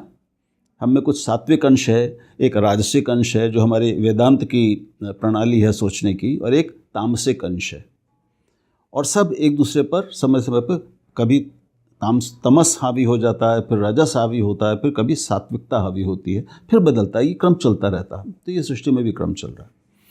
सोशल मीडिया ने बहुत सारे काम किए हैं, कोई एक काम नहीं किया। उसने पहली बार सबको संवाद की क्षमता के एक धरातल पर लाके खड़ा कर दिया है। आप कोई भी हों, कितने भी छोटे हों या कितने भी बड़े हों, संवाद के सोशल मीडिया और टेक्निक के कारण एक दूसरे से हम संवाद कर सकते हैं। उसमें भाषा एक बाधा हो सकती है, लेकिन अब टेक्नोलॉजी ऐसी भी आ गई है कि मैं हिंदी में बोलूँगा तो आप अगर चाहेंगे तो आप उसको जर्मन में सुनेंगे और समझ लेंगे। आप जर्मन में बोलेंगे, मैं उसको अंग्रेज़ी में या हिंदी में या पंजाबी में समझ लूँगा। ये भी विकसित हो गई है, अभी इसको व्यापक होना बाकी है। तो ये बाधा भी दूर होने वाली है थोड़े दिनों में, भाषा की बाधा। तो सोशल मीडिया क्या कर रहा है, वो हमारा ही आईना है, वो हमको ही, समाज को हमारा अपना आईना दिखाता है, अपनी शक्ल दिखाता है। वो शक्ल कभी बदसूरत होती है, कभी सुंदर होती है, कभी बीच की रहती है, क्योंकि हमारे भीतर, समाज के भीतर हमारा अपना मनोविज्ञान, जैसे मैंने कहा, उसमें हर तरह के तत्व हैं। उसमें कूड़ा करकट भी है, उसमें कीचड़ भी है, उसमें कमल भी हैं, उसमें कौवे भी हैं और हंस भी हैं, उसमें फूल और गुलाब कमल भी हैं, उसमें कांटे भी हैं, झाड़ झंखाड़ भी है, नाली भी है और गंगा जैसी नदी भी है।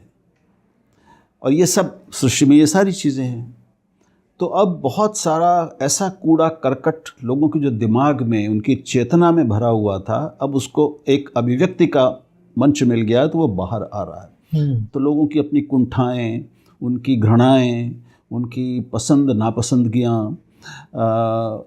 उनकी ग्रंथियाँ तरह तरह की, उनकी पूर्वाग्रह, उनके दुराग्रह, उनका अज्ञान, उनकी गलतफहमियाँ, उनकी शर्म, उनका गर्व, ये सब बाहर आ रहा है। उनका द्वेष, उनकी कटुताएं, कड़वाहटें, शिकायतें, दर्द, सुख दुख, सब बाहर आ रहा है। और जैसा कि होता है कि बहुतायत आमतौर पर जो नकारात्मक है उसकी होती है। हमारी जो चेतना का पाताल है, उसमें क्या क्या दबा है ये तो हमको पता ही नहीं चलता कभी, क्योंकि हम उसको देखने से बचते भी हैं। हम चाहते हैं कि हम अपने को भी बहुत अच्छा मानते रहें, महसूस करते रहें, और दूसरे तो हमें अच्छा ही देखें। तो हम बहुत सारे अपने ऊपर पर्दे, मुखौटे ओढ़ लेते हैं।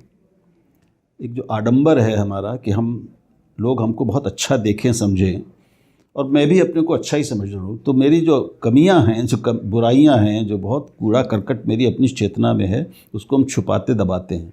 और जितना हम दबाते हैं, जितना हमारा अवचेतन में दबा हुआ है, वो उतना ही सड़ता जाता है। तो जो कुछ भी है, जीवित चीज़ है, वो जितना प्रकाश में आती है, जितनी ताज़ी हवा में आती है, उतनी स्वस्थ होती है।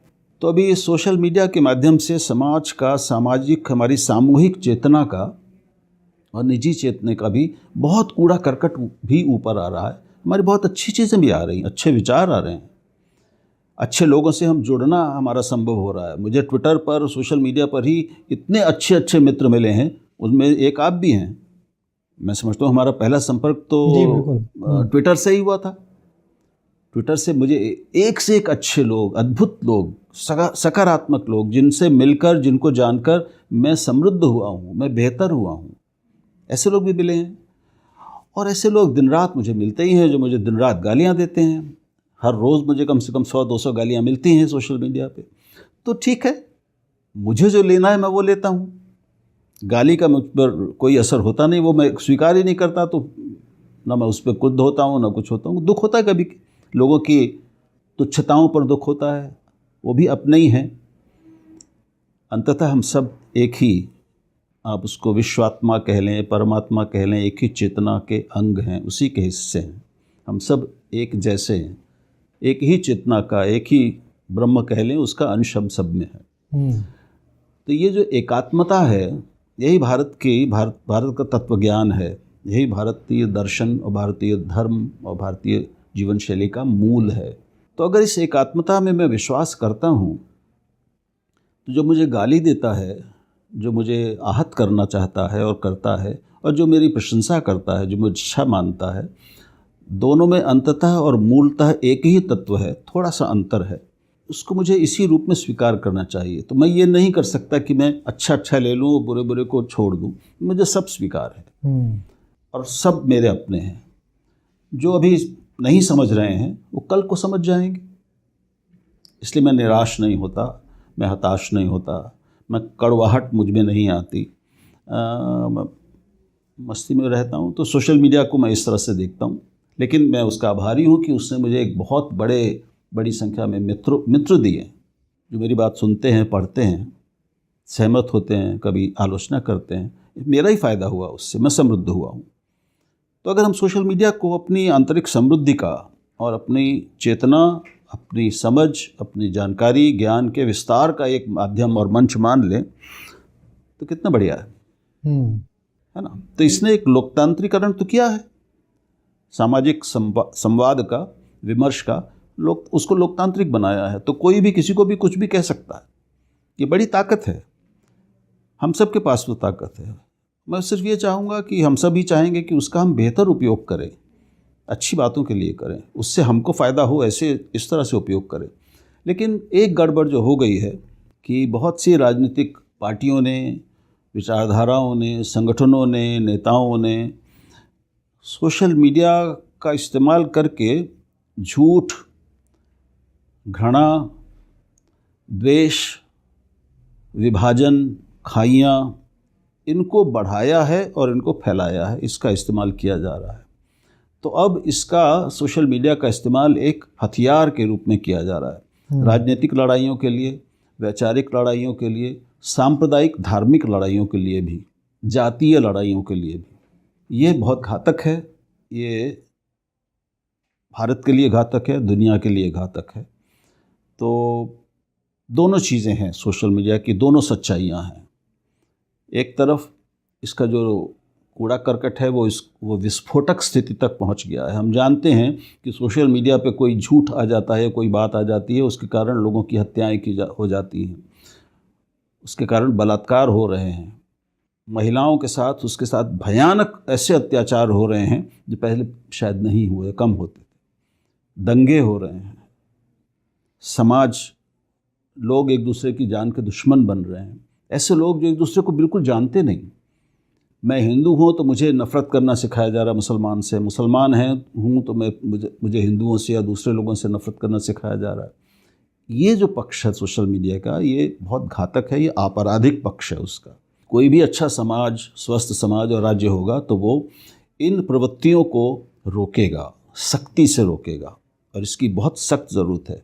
अगर हमने ये नहीं किया, अगर हम सोशल मीडिया के इस दुष्प्रयोग को पर रोक नहीं लगा पाए, तो हमारा समाज, हमारा देश बहुत कमज़ोर होंगे। हम सिर्फ आपस में लड़ने लगेंगे, अंततः सबका नुकसान होगा। जी बिल्कुल। आपने थोड़ा राजनीति की बातें की, चूँकि मैं आपको फॉलो करता हूँ बहुत नज़दीक से, आपके मैं ट्वीट देखता रहता हूँ, उसमें आपसे हमेशा एक प्रश्न पूछा जाता है, या जिस तरीके के विचार होते हैं, लोगों के कमेंट्स होते हैं, उससे एक प्रश्न हमेशा निकल के आता है कि आपकी विचारधारा क्या है।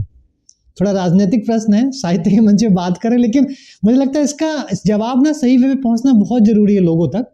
कि हमेशा कि जैसे मैं आपके बारे में पढ़ता हूँ, मुझे लगता है कि आपने स्टार्टिंग में आरएसएस को बहुत फॉलो किया, आरएसएस से जुड़े थे आप, है ना। उसके बाद कई बार मैं आपके ट्वीट्स देखता हूँ, उसमें आरएसएस के विरोध में नहीं, बट विरोधाभास में कुछ जब डिस्कशन है, डिबेट्स चल रहे होते हैं, उसमें उस तरीके के विचार निकल के आते हैं। राम मंदिर पे कभी पॉजिटिव, कभी नेगेटिव, कभी सकारात्मक, कभी नकारात्मक विचार होते हैं। वो जो उस समय का ट्वीट होता है, उस समय के विचार किसी और के जरिए आए होते हैं, उसमें अलग अलग तरीके के विचार होते हैं।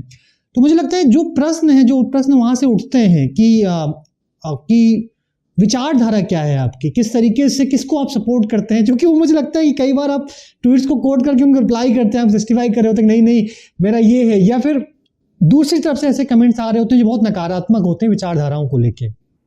धन्यवाद, बहुत रोचक सवाल पूछा आपने और ज़रूरी है, ये पूछा ही जाना चाहिए। हाँ। मेरी विचारधारा क्या है, आपका मतलब शायद मेरी राजनीतिक विचारधारा से? जी बिल्कुल बिल्कुल। मेरी कोई विचारधारा नहीं, मेरे पास विचार हैं। हाँ। विचारधारा नहीं। विचारधारा में एक में था, मैंने तो एक जन्म ही एक विचारधारा में लिया था। एक तरह से मैंने आँख उस विचारधारा में खोली। जन्म से मैंने अपने आप को घर में, और फिर मेरी शिक्षा दीक्षा जहाँ से शुरू हुई, शिक्षा शुरू हुई सरस्वती शिशु मंदिर से, यानी वो राष्ट्रीय स्वयंसेवक संघ का परिवेश था, और 15-20 साल तक मैं उसी में रहा हूँ। मैं, अगर आप संघ से, राष्ट्रीय स्वयंसेवक संघ और उसके ढांचे पद्धति से परिचित हैं तो आप, मैं वही सरस्वती से मैं भी हूँ। अच्छा, तो मैं द्वितीय वर्ष शिक्षित स्वयंसेवक रहा हूँ। मैंने पता नहीं कितने शिविरों में गया हूँ, कितने कार्यक्रमों में गया हूँ, शाखाओं में गया हूँ, जिम्मेदारियाँ भी निभाई हैं। फिर कुछ दिन विद्यार्थी परिषद में भी काम किया, इमरजेंसी में काम किया, गिरफ्तार होते होते बचे। लेकिन धीरे धीरे ईश्वर की कृपा हुई, और पिताजी के कारण, पिताजी की धर्म में और संस्कृति में गहरी रुचि थी, उनको पढ़ने का बहुत शौक़ था, बहुत धार्मिक माता पिता दोनों ही थे। तो हमारा बचपन ही रोज़ घर में पिता के साथ बैठकर राम और कृष्ण के भजन गाते हुए, तो रामचरितमानस की स्तुतियाँ पढ़ते हुए, शिवाष्टक गाते हुए, रुद्राष्टक गाते हुए, रामचंद्र कृपाल भजोमन ये गाते हुए और भजन गाते हुए हमारा रोज़, ये हमारी रोज़ की दिनचर्या थी, जिसमें शाखा जाना भी शामिल था। लेकिन धर्म में और अध्यात्म में मेरी रुचि ईश्वर और माता पिता की कृपा से बचपन से ही रही है। घर में किताबें थी, पढ़ने का भी शौक़ हो गया क्योंकि पिता को था। तो मैंने मेरी किताब, टेक्स्ट बुक के अलावा भी, पाठ्य पुस्तकों के अलावा पढ़ना मेरा जारी रहा, और उसमें धर्म और अध्यात्म ज़्यादा रहा। तो जिसको हम कहते हैं अपने भारतीय तरीके से स्वाध्याय, स्वाध्याय बचपन से ही चलता रहा मेरा। ईश्वर की कृपा भी बनी रही और हुई। उसके बाद फिर थोड़ा आगे चलकर तो धर्म के प्रति और धर्म के बारे में, संस्कृति के बारे में, और उसमें भी मुख्यतः अध्यात्म के बारे में एक समझ धीरे धीरे, एक दृष्टि उस रुचि के कारण धीरे धीरे बनती रही। तो हिंदू होना मेरे लिए कभी कोई एक राजनीतिक मायने वाली चीज़ नहीं रहा, वो मेरे अध्यात्म से, मेरे अस्तित्व मात्र से जुड़ा हुआ प्रश्न था। और वो मैंने पाया कि वो संकीर्ण नहीं है। हिंदू होने का मतलब किसी से अलग और वो होना नहीं है, उसमें तो सभी कुछ शामिल, सब शामिल हैं, वो पूरे संसार का होना है। और तो एक धर्म का जो धर्म के दो अंश होते हैं, एक सनातन अंश होता है हर धर्म का, सनातन सत्य होते हैं उसके, आधारभूत सत्य कहेंगे, आर्ष सत्य कहेंगे, और उसका कुछ एक असनातन अंश होता है, यानी जो बाहरी कर्मकांड और युगों समय के अनुसार उसकी जो परिपाटियाँ बन जाती हैं, एक उसके चारों तरफ संस्कृति बन जाती है, एक लोक संस्कृति बन जाती है, लोक साहित्य आदि, ये सब, तो ये उसका सांस्कृतिक सामाजिक पक्ष है। लेकिन धर्म का एक जो मूल आध्यात्मिक पक्ष है, वही धर्म का मूल है। मूल क्या है? वो मुमुक्षा से शुरू होता है। वो धर्म या ईश्वर और अपने आप को, मैं क्या हूँ, मैं कौन हूँ, ईश्वर है कि नहीं है, तो कैसा है, मेरा और ईश्वर का क्या रिश्ता है, ये सृष्टि का मूल रूप क्या है, स्वरूप क्या है, अर्थ क्या है, ये जो बुनियादी दार्शनिक और अस्तित्व मूलक प्रश्न हैं, ये धर्म की मूल जिज्ञासाएं हैं। और ये धर्म को उसका प्राण, उसकी जीवंतता और उसकी सनातनता देते हैं। इसके अलावा जो कुछ है वो सनातन नहीं, वो असनातन, यानी वो काल सापेक्ष है, परिवर्तन सापेक्ष है, परिवर्तनशील है। ये समझ में धीरे धीरे आया। फिर मुझे गांधी मिल गए। गांधी को पढ़ना तो फिर एक नया संसार खुल गया कि सोचने का, जीने का, काम करने का एक ऐसा भी तरीका हो सकता है कि जहाँ अहिंसा सबसे बड़ा मूल्य हो जाए, जहाँ सत्य सबसे बड़ा मूल्य हो जाए, और सत्य एक ऐसी चीज़ हो जाए जिसके लिए सब कुछ न्यौछावर किया जा सकता है, हर कीमत चुकाई जा सकती है। और गांधी का तो जीवन ही पूरा चमत्कारिक जीवन है, क्योंकि ये विश्वास ही नहीं होता कि ऐसा कोई इंसान सचमुच था थोड़े दिन पहले तक हमारे बीच में। जितना पढ़ो उतना आश्चर्य होता है कि ऐसा कैसे इंसान कोई कर सकता है, कोई ऐसा कैसे हो सकता है, लेकिन वो था। फिर मेरी पढ़ने और आध्यात्मिक रुचियाँ, मुझे उसमें कृष्णमूर्ति, जय कृष्णमूर्ति आ गए। मैं नहीं जानता आपने कृष्णमूर्ति को पढ़ा है कि नहीं, लेकिन वो एक मिस्टिक फिलोसोफर हुए हैं, एक रहस्यवादी दार्शनिक चिंतक हुए हैं, जो अपने आप को और दूसरों को देखने की, जीने की एक सर्वथा नई मौलिक दृष्टि देते हैं, चीज़ों को समझने की और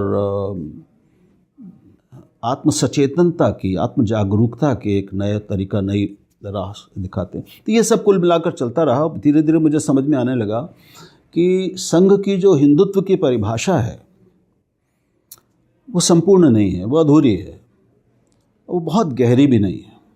ये भी फिर खटकने लगा कि वहाँ पर बहुत वैचारिक स्वातंत्र्य नहीं है, बहुत वैचारिक विमर्श की गुंजाइश ज़्यादा नहीं है। जो कह दिया गया उसका पालन करना है। अनुशासन, एक बौद्धिक अनुशासन भी इतना ज़्यादा है कि बहुत फिर बौद्धिक जिज्ञासा से भरे व्यक्ति के लिए उसमें बहुत ज़्यादा फिर थोड़ी संकट होने, वो बंधा हुआ महसूस करने लगता है। बौद्धिक खुलापन नहीं। संसार में इतने सारे दार्शनिक हुए हैं, चिंतक हुए हैं, इतने तरह के विचारधाराएं, जीने के तौर तरीके रहे हैं। हमें उन सबको जानने की ज़रूरत है।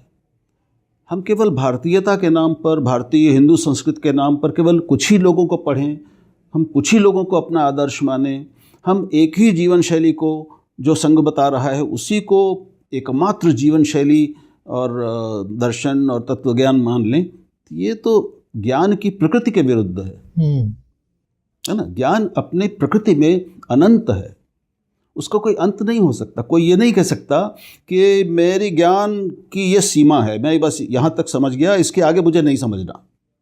जो मैंने जान लिया वहीं तक ज्ञान है। हिंदुत्व यही है जो मैं कह रहा हूँ, इसके आगे जो कुछ है वो नहीं है। ये हिंदू होने का मतलब ये है, ये नहीं है। ये कहने का अधिकार हमारी परंपरा में किसी को नहीं, शंकराचार्य को भी नहीं। हमारे यहाँ, हमारे शास्त्रों में आता है, मनुस्मृति में है और बहुत हमारी स्मृतियों में है, कि श्रुतियों में भी है कि शास्त्र, गीता में आता है कि हम कार्य और अकार्य के बीच में तय करना हो तो शास्त्र का सहारा लेना चाहिए, शास्त्र की शरण में जाना चाहिए, शास्त्र विहित कर्म करना चाहिए, आता है ना।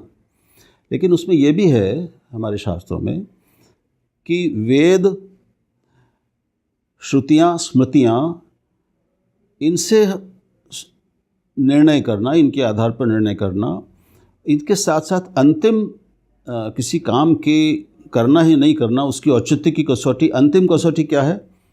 आत्मसंतुष्टि, अंतरात्मा का सुख, हमारी आत्मा को जो जिससे संतुष्टि मिलती है, जिससे तुष्टि मिलती है, वो है अंतिम कसौटी। तो केवल किसी एक कोई श्लोक, कोई एक ग्रंथ, उस तक हम अपने को और जीवन को सीमित नहीं कर सकते। अंतिम कसौटी, मेरा अंतिम जो कहूँगा स्वामी है, वो मेरी अंतरात्मा है, कोई भी बाहरी चीज़ नहीं, शास्त्र भी नहीं। ये मैं मानता हूँ, हो सकता मैं गलत हूँ, लेकिन कुल मिलाकर ये मेरी एक मानसिक बनावट है। और मैं सोशल मीडिया पर आप जो देखते होंगे, मैं इस कोशिश में हूँ कि और गांधी ने इसमें मेरी बहुत मदद की कि एक संवाद का अविरोधी तरीका विकसित कर सकूं, ऐसी भाषा विकसित कर सकूं जिससे किसी को ठेस ना पहुंचे। मैं किसी के स्वाभिमान को, उसके आत्मबोध को चोट ना पहुंचाऊं, उसको आहत ना करूं, लेकिन बिना उसको आहत किए, बिना उसको नीचा दिखाए, बिना उसको बुरा भला कहे, मैं उस तक अपनी बात पहुंचा सकूं। इसलिए अगर आपने देखा हो तो मेरी कोशिश ये रहती है, लोग मुझे बहुत कड़वी बातें लिखते हैं, कटाक्ष करते हैं, कटाक्ष से भरी बातें करते हैं, गालियाँ वालों की तो बात नहीं कर रहा हूँ, लेकिन मैं अपनी ओर से बिना उस व्यक्ति पर हमला किए मैं प्रवृत्ति की बात करता हूँ। मैं विचार की बात करता हूँ। मुझे लगता है कि ये गांधी से मैंने सीखा है कि बिना अपने प्रतिद्वंदी को नीचा दिखाने की कोशिश किए, बिना उसको शत्रु माने और शत्रु बनाए भी हम असहमति और विरोध प्रकट कर सकते हैं। यानी हम एक विचार और प्रवृत्ति का विरोध करें, हम व्यक्ति का नहीं करेंगे। तो मैं व्यक्ति पर हमला नहीं करता, मैं प्रवृत्ति पर करूँगा अगर मेरी असहमति है तो। और बहुत कोशिश करता हूँ कि विनम्रता से, शालीनता से, शिष्टता से अपनी बात कहूँ। ये मेरी एक कोशिश है संवाद का एक अविरोधी अनाक्रामक तरीका विकसित करने का, एक ऐसी भाषा अपने आप में विकसित करने का, क्योंकि मैं चाहता हूँ कि लोग मुझे सुने, मैं उनको सुनूँ, उसमें हमारा अहंकार बीच में न आड़े आए। इसलिए मैं किसी के अहंकार को चोट ना पहुँचाऊँ, ये कोशिश करता हूँ, भले ही लोग मुझ पर बहुत मुझे चोट पहुँचाते हैं। तो ये कुल मिलाकर मैं आज यहाँ खड़ा हूँ। हम सब विचार की जीवन की एक अनंत यात्रा पर हैं, कोई पड़ाव अंतिम नहीं है।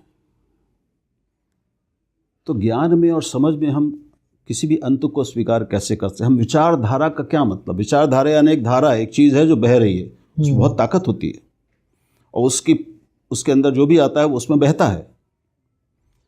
आप उसको विचारधारा कह लें या विचारों की आंधी कह लें, लेकिन उसमें विचारधारा में पढ़कर 99% लोग क्या कहते हैं? उसके साथ बहते हैं, उसके साथ चलते हैं, साथ उड़ते हैं।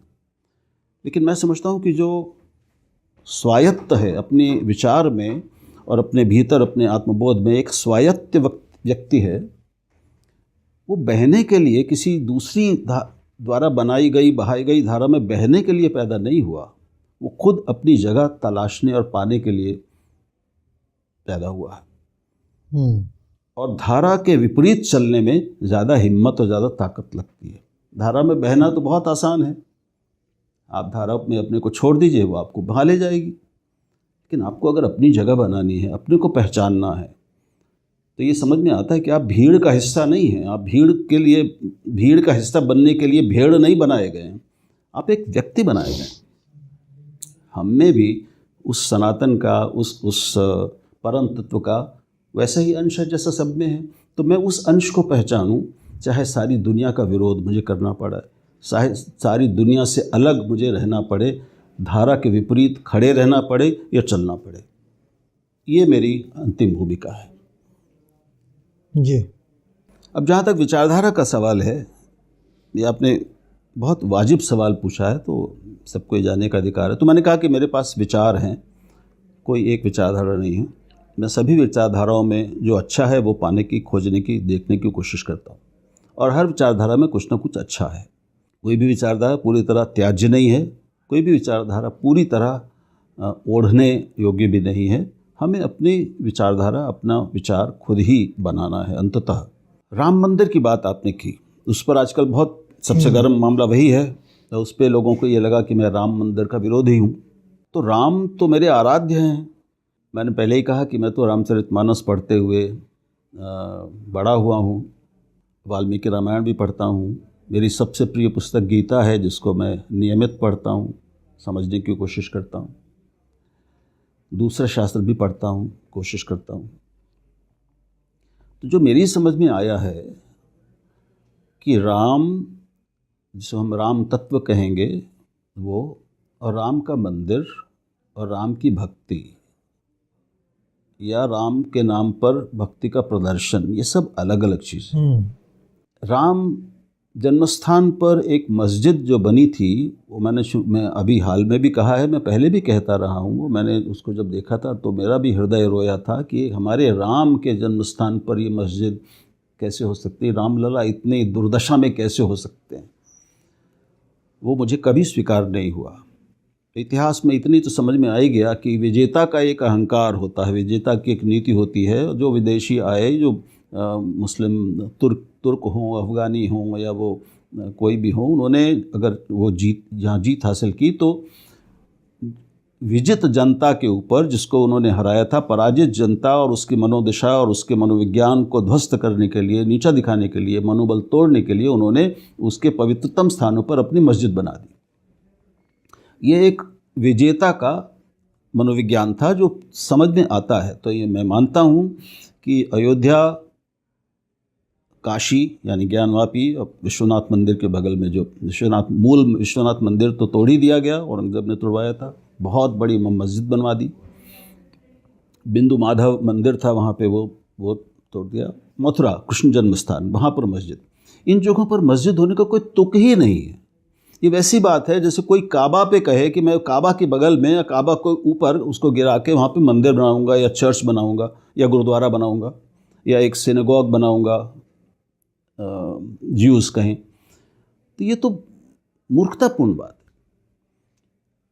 तो लेकिन हर चीज़ की एक सीमा होती है।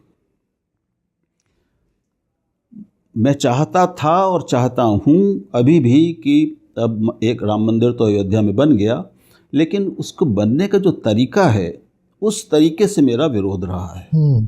वो तरीका न तो लोकतांत्रिक है, न वो अहिंसक है, न वो धार्मिक है और न वो संवैधानिक रहा है। अभी जो राम मंदिर का निर्माण हुआ, ये क्या किसी वो राम मंदिर आंदोलन के कारण हुआ है? उसका श्रेय तो लिया जा रहा है, लेकिन वो हुआ है तो सर्वोच्च न्यायालय के फैसले से हुआ है। बिल्कुल। अगर सर्वोच्च न्यायालय इस मामले में जो अंततः पुरातत्वविदों ने तय किया, जिसने उसमें खोज की, फिर वो टाइटल का मामला था कि ये इस पे स्वामित्व किसका, इस ज़मीन के इस फला टुकड़े पर बनाम उसके, अगर सर्वोच्च न्यायालय इस फैसले को तय ना करता, अभी 5 साल ये और चलता रहता, 10 साल और चलता रहता, तो क्या मंदिर बन जाता? नहीं बन सकता था। अभी 20 साल भी, अगर 20-25 साल भी आंदोलन चलता रहता, लेकिन अगर सर्वोच्च न्यायालय का फैसला नहीं आता तो मंदिर नहीं बन सकता था। हमारी संवैधानिक लोकतांत्रिक व्यवस्था तो यही है, ठीक है ना? तो इसका श्रेय किसको मिलेगा? आंदोलन एक पूरा खड़ा किया गया। मैं तो 1984 में अयोध्या में जब पहले साधु संतों ने पहला जो जुलूस निकाला था इसके लिए, मैंने उसको कवर किया है। तब वहाँ नेता लोग नहीं थे, साधु संत थे। तो मंदिर निर्माण का आंदोलन धार्मिक ही रहना चाहिए था। उसको राजनीतिक एजेंडा बनाना एक पार्टी का, बीजेपी ने उसको अपनी राजनीति में शामिल किया, बाकायदा पालनपुर में प्रस्ताव पारित करके अपने चुनाव घोषणा पत्र में लिखा। ये एक संविधान से चलने वाले लोकतंत्र में, बहुधर्मी लोकतंत्र में, बहुधर्मी देश में ये कहाँ से जायज़ हो गया? तो ये जो सांस्कृतिक राष्ट्रवाद के नाम पर जो एक विचार दिया गया और राजनीति शुरू हुई, वो हमने अयोध्या में जो अभी हुआ, उस जिस पर मैंने ये लिखा, जिस पर बहुत सारे लोग नाराज़ हैं, ये सांस्कृतिक राष्ट्रवाद का धार्मिक राष्ट्रवाद बन जाना था। इसलिए मैंने उस तरीका के विरोध किया। वहाँ पर एक चुने हुए देश के प्रधानमंत्री को केवल एक अवसर पर ही नहीं, उससे पहले 15 दिन 11 दिन आप लगातार, हमारे प्रधानमंत्री जी बिल्कुल साधु वेश धारण करके अलग अलग राम मंदिरों में जा रहे हैं। आपकी जितनी छवियाँ उनकी आ रही थी वो एक बिल्कुल पुजारी की तरह। क्या ये आप जो हिंदू नहीं हैं उनको क्या संदेश दे रहे हैं? क्या अब किसी एक लोकतांत्रिक देश में, लोकतांत्रिक व्यवस्था से बहुधर्मी देश में चुना गया नेता किसी एक धर्म के साथ इतनी समीप, इतनी नज़दीकी दिखाना उचित है? क्या धर्मसत्ता और राजसत्ता में कुछ अंतर रहना चाहिए कि नहीं रहना चाहिए? या धर्मसत्ता और राजसत्ता बिल्कुल एकाकार हो जाए? ये कैसा, ये कोई अद्वैत नहीं है, ये हमारे वेदांत का अद्वैत नहीं है, ये राजनीति का अद्वैत जो है ये बहुत घातक है हमारे पंथ निरपेक्ष प्रकृति के लिए। और पंथ निरपेक्षता शब्द से बहुत लोगों को वो है कि साहब इंदिरा गांधी ने उसको डाल दिया। उससे पहले भी हमारी जो संविधान की प्रकृति है, जो हमारे मूलाधिकार हैं, जो संविधान की आत्मा है, वो अपने जन्म से बहुपंथवादी है या वो पंथ निरपेक्ष है। किसी भी एक धर्म को उसमें प्रधानता नहीं दी गई है। ये शब्द जब उसमें नहीं डाला गया था तब भी यही था। धर्म संबंधी जितने प्रावधान हैं हमारे संविधान में पहले वही थे, वो बदले नहीं गए 76 में, तो 2 शब्द डाल दिए गए। आप उनके शब्दों को निकाल देंगे तो उससे कुछ नहीं बदलेगा संविधान में। आप निकाल दीजिए, मुझे मंजूर है, उससे कुछ बदलेगा नहीं, संविधान वही रहेगा, उसकी आत्मा और उसके जो मूल तत्व हैं वो वही रहेंगे। तो या तो हम सब धर्मों का, जिसको हम कहते हैं सर्वधर्म समभाव, समभाव, जो राज्य है और राज्य में जितने बैठे हुए लोग हैं उच्चतम पदों पर, उनसे ये अपेक्षित है, संवैधानिक अपेक्षा है कि वो सारे धर्मों के प्रति समभाव रखेंगे, समदृष्टि रखेंगे, या इसको दूसरे अर्थों में कह सकते हैं सबसे बराबर दूरी बना के रखेंगे। ठीक है, किसी एक धर्म के साथ एक सीमा के बाद बहुत ज़्यादा जुड़ाव, इस हद तक कि वो दोनों में कोई अंतर ही न रह जाए, कोई मर्यादा ही, कोई लक्ष्मण रेखा न रह जाए, ये हमारे संविधान की आत्मा, उसके आशय और उसके प्रावधानों के विपरीत है। और ये हिंदुत्व की भावना के विपरीत है, जैसा मैं उसको समझता हूँ। ये हम बात कर रहे हैं राज्य, और राज्य में जो ऊपर बैठा है शासक, सारे शासक हैं, उनके काम की, उनकी भूमिका की, उनके कर्म के औचित्य का प्रश्न है। हम सब हिंदू हैं, ज़्यादातर हम 80% हिंदू हैं। और ऐसा कौन हिंदू है जो राम को नहीं मानता, जिसके दिल में राम नहीं है, जिसके दिल में कृष्ण नहीं है, शिव नहीं है? कौन है ऐसा हिंदू? 0.000%, 1% से ज़्यादा लोग नहीं होंगे जो अपने को कहेंगे कि मैं नास्तिक हूँ। राम का घर कहाँ है? रामचरितमानस को पढ़ लीजिए।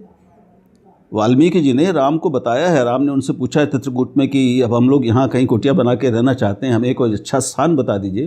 तो फिर जो संवाद है राम वाल्मीकि संवाद, उसको आप याद कीजिए। तिनके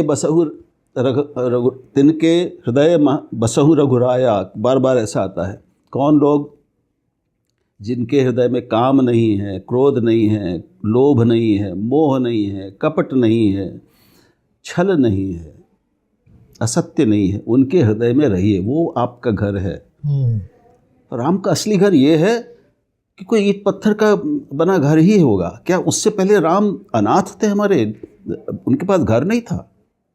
श्रद्धा को एक हर जगह, हर धर्म में श्रद्धा को मूर्त प्रतीकों की ज़रूरत होती है।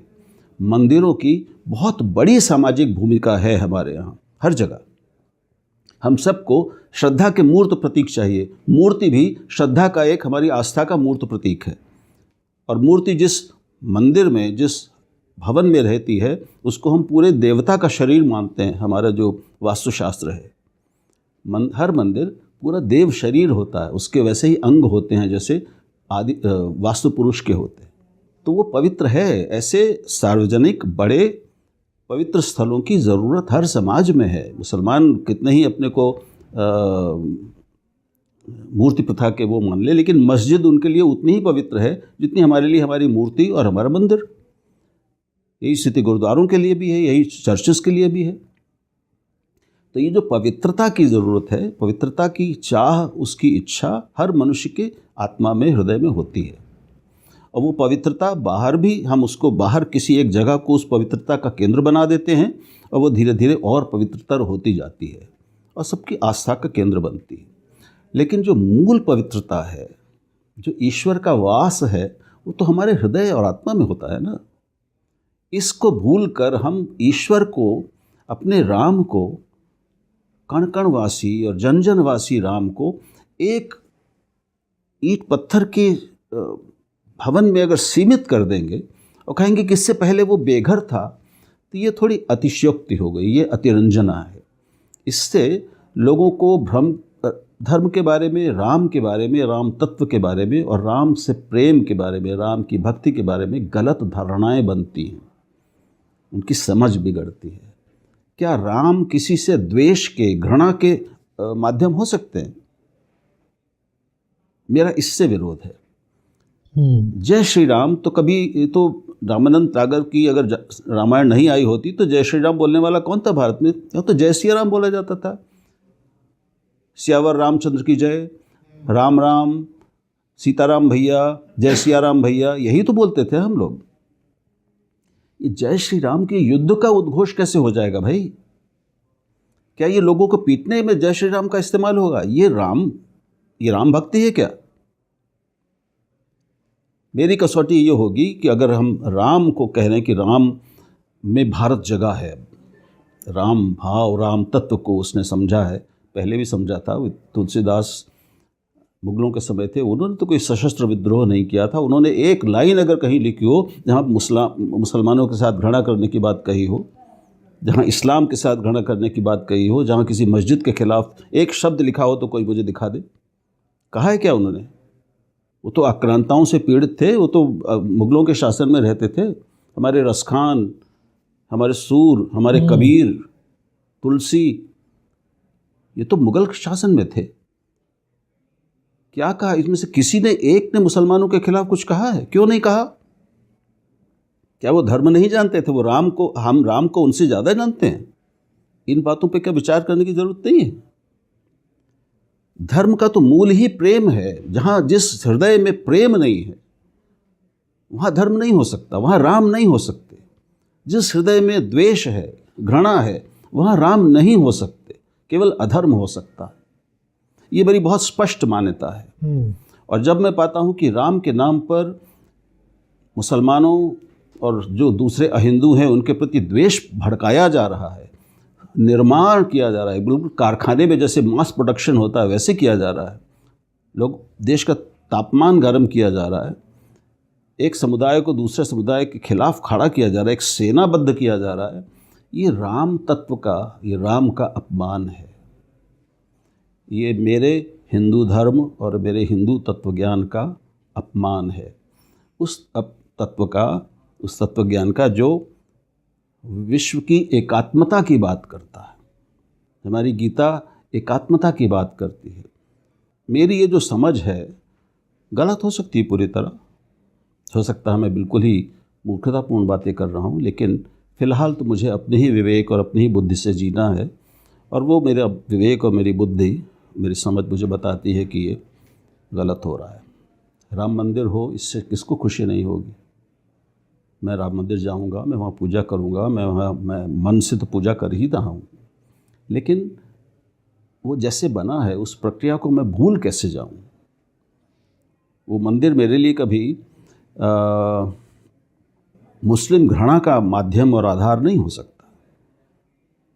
वो केवल मेरी पूजा का, मेरे पवित्रतम क्षणों का और भावनाओं का ही मंदिर होगा, द्वेष का नहीं हो सकता। आशा करता हूँ कि मैं अपनी बात स्पष्ट कर सका हूँ। बिल्कुल। और उसके बाद भी मैंने पढ़ा, आपने उसमें लिखा कि मंदिर होने चाहिए, लेकिन उसके पहले मंदिर क्यों नहीं होना चाहिए। दोनों विचार विमर्श वहाँ पे चल रहे थे। उसके लिए जो आपने बातें रखी बहुत ज़रूरी थी। आखिरी में, चूँकि अभी बात चल रही थी कि आप गांधी को कुछ दिनों से पढ़ रहे हो, गांधी को बहुत दिनों से फॉलो कर रहे हैं, बहुत दिनों से पढ़ रहे हैं उनको। आज के समाज में अगर नकारात्मकता से दूर रख कर एक सकारात्मक समाज निर्माण के लिए आज के दिन में गांधी होते तो क्या प्रयास करते? साथ में जो नया युवा है, नए लेखक हैं, वो भाषा संवर्धन में, भाषा को बहुभाषी होना अच्छी बात है, लेकिन किसी भाषा को ना बिगाड़ने में किस तरीके से सहायक हो सकते हैं? दो बहुत अलग अलग प्रश्न हैं जी। कल ही मैं बाराबंकी जा रहा हूँ गांधी पर बोलने। तो गांधी उसी तरह इस देश के हृदय में हैं जैसे राम हैं। हाँ। क्योंकि गांधी के हृदय में भी, उनकी आत्मा भी राम ही बसते थे। मैं नहीं मानता कि गांधी से बड़ा कोई राम भक्त पैदा हुआ पिछले 200 साल में। मैं ये भी नहीं मानता कि गांधी से बड़ा कोई हिंदू पैदा हुआ है 200 साल में। तो गांधी होते तो एक अभियान चला रहे होते, शायद वो पैदल वैसे ही पदयात्रा कर रहे होते जैसे हिंदुओं को बचाने के लिए नोआखली में की थी उन्होंने, जैसे बिहार के मुसलमानों को बचाने के लिए बिहार में काम किया था, और दिल्ली में हिंदू मुसलमान दोनों को बचाने के लिए उन्होंने अपनी जान को बार बार जोखिम में डाला था। आज भी वो अपनी जान को जोखिम में डालते। आज भी वो दोनों समुदायों से, हिंदुओं से, मुसलमानों से, और उनसे भी जो उनकी मानस हत्या रोज़ करते हैं, उनसे भी उनसे नफ़रत करते हैं, उनसे भी बात करते हैं उसी प्यार से, उसी समझ के साथ, संवेदना और सहानुभूति के साथ जैसे वो अपने समर्थकों से करते थे। वो दोनों को सुनते, दोनों को साथ बिठाते, दोनों से संवाद करते, दोनों में आपसी संवाद करवाते, दोनों को बताते कि धर्म का असली मतलब क्या है, कि धार्मिक होने का असली मतलब क्या है, कि राम को पूजने का, राम को मानने का मतलब क्या है। तो राम शब्द की महिमा और उसकी शक्ति, उसके प्रेम को एक नए अपने अंदाज में बताते। वो इस देश में जो सांप्रदायिक धार्मिक तापमान धीरे धीरे बढ़ाया जा रहा है, खाइयाँ बढ़ाई जा रही हैं, दोनों को एक दूसरे के खिलाफ खड़ा किया जा रहा है, इसको मिटाने के लिए, कम करने के लिए वैसे ही अपनी जान की बाजी लगाते जैसे उन्होंने लगाई, और शायद उनको वैसे ही फिर से मृत्यु मिलती, मारा जाता जैसे वो मारे गए। और यही गांधी होने की सार्थकता है। मैं तो मनाता हूँ कि मुझे भी ऐसे ही मौत मिले। तो गांधी होते तो वो आज भी वैसे ही लड़ रहे होते जैसे अपने जीवन काल में लड़े। वो अंधेरे से लड़े, घृणा से लड़े, प्रेम के साथ लड़े। वो प्रेम उन्होंने कभी छोड़ा नहीं। और जहाँ तक भाषा का सवाल है, मैं सभी अपने युवा मित्रों से यही कहूँगा कि आपकी भाषा आपकी ज़मीन है, आपका अंतःकरण है, आपकी माँ है। किसी से भी प्रेम करिए, किसी भी भाषा से। हम किसी से प्रेम करते हैं, फिर उससे विवाह करते हैं, तो वो हमारी माँ नहीं हो जाती, हमारे पिता नहीं हो जाते। हमारी माँ और पिता तो वही रहते हैं, है ना। तो हम किसी भी संसार की भाषा से प्रेम कर सकते हैं, सीख सकते हैं, अपना सकते हैं, उसका पूरा फ़ायदा उठा सकते हैं। उठाइए, लेकिन अपनी माँ को मत छोड़िए और उसको अपनी भाषा में कमज़ोर मत होने दीजिए। अपनी भाषा को बेहतर बनाइए, अच्छा बनाइए। ऐसी भाषा बोलिए, आपकी जो भी भाषा है, कि दूसरा कोई सुने तो कहे कि वाह कितनी अच्छी भाषा बोल रहा है।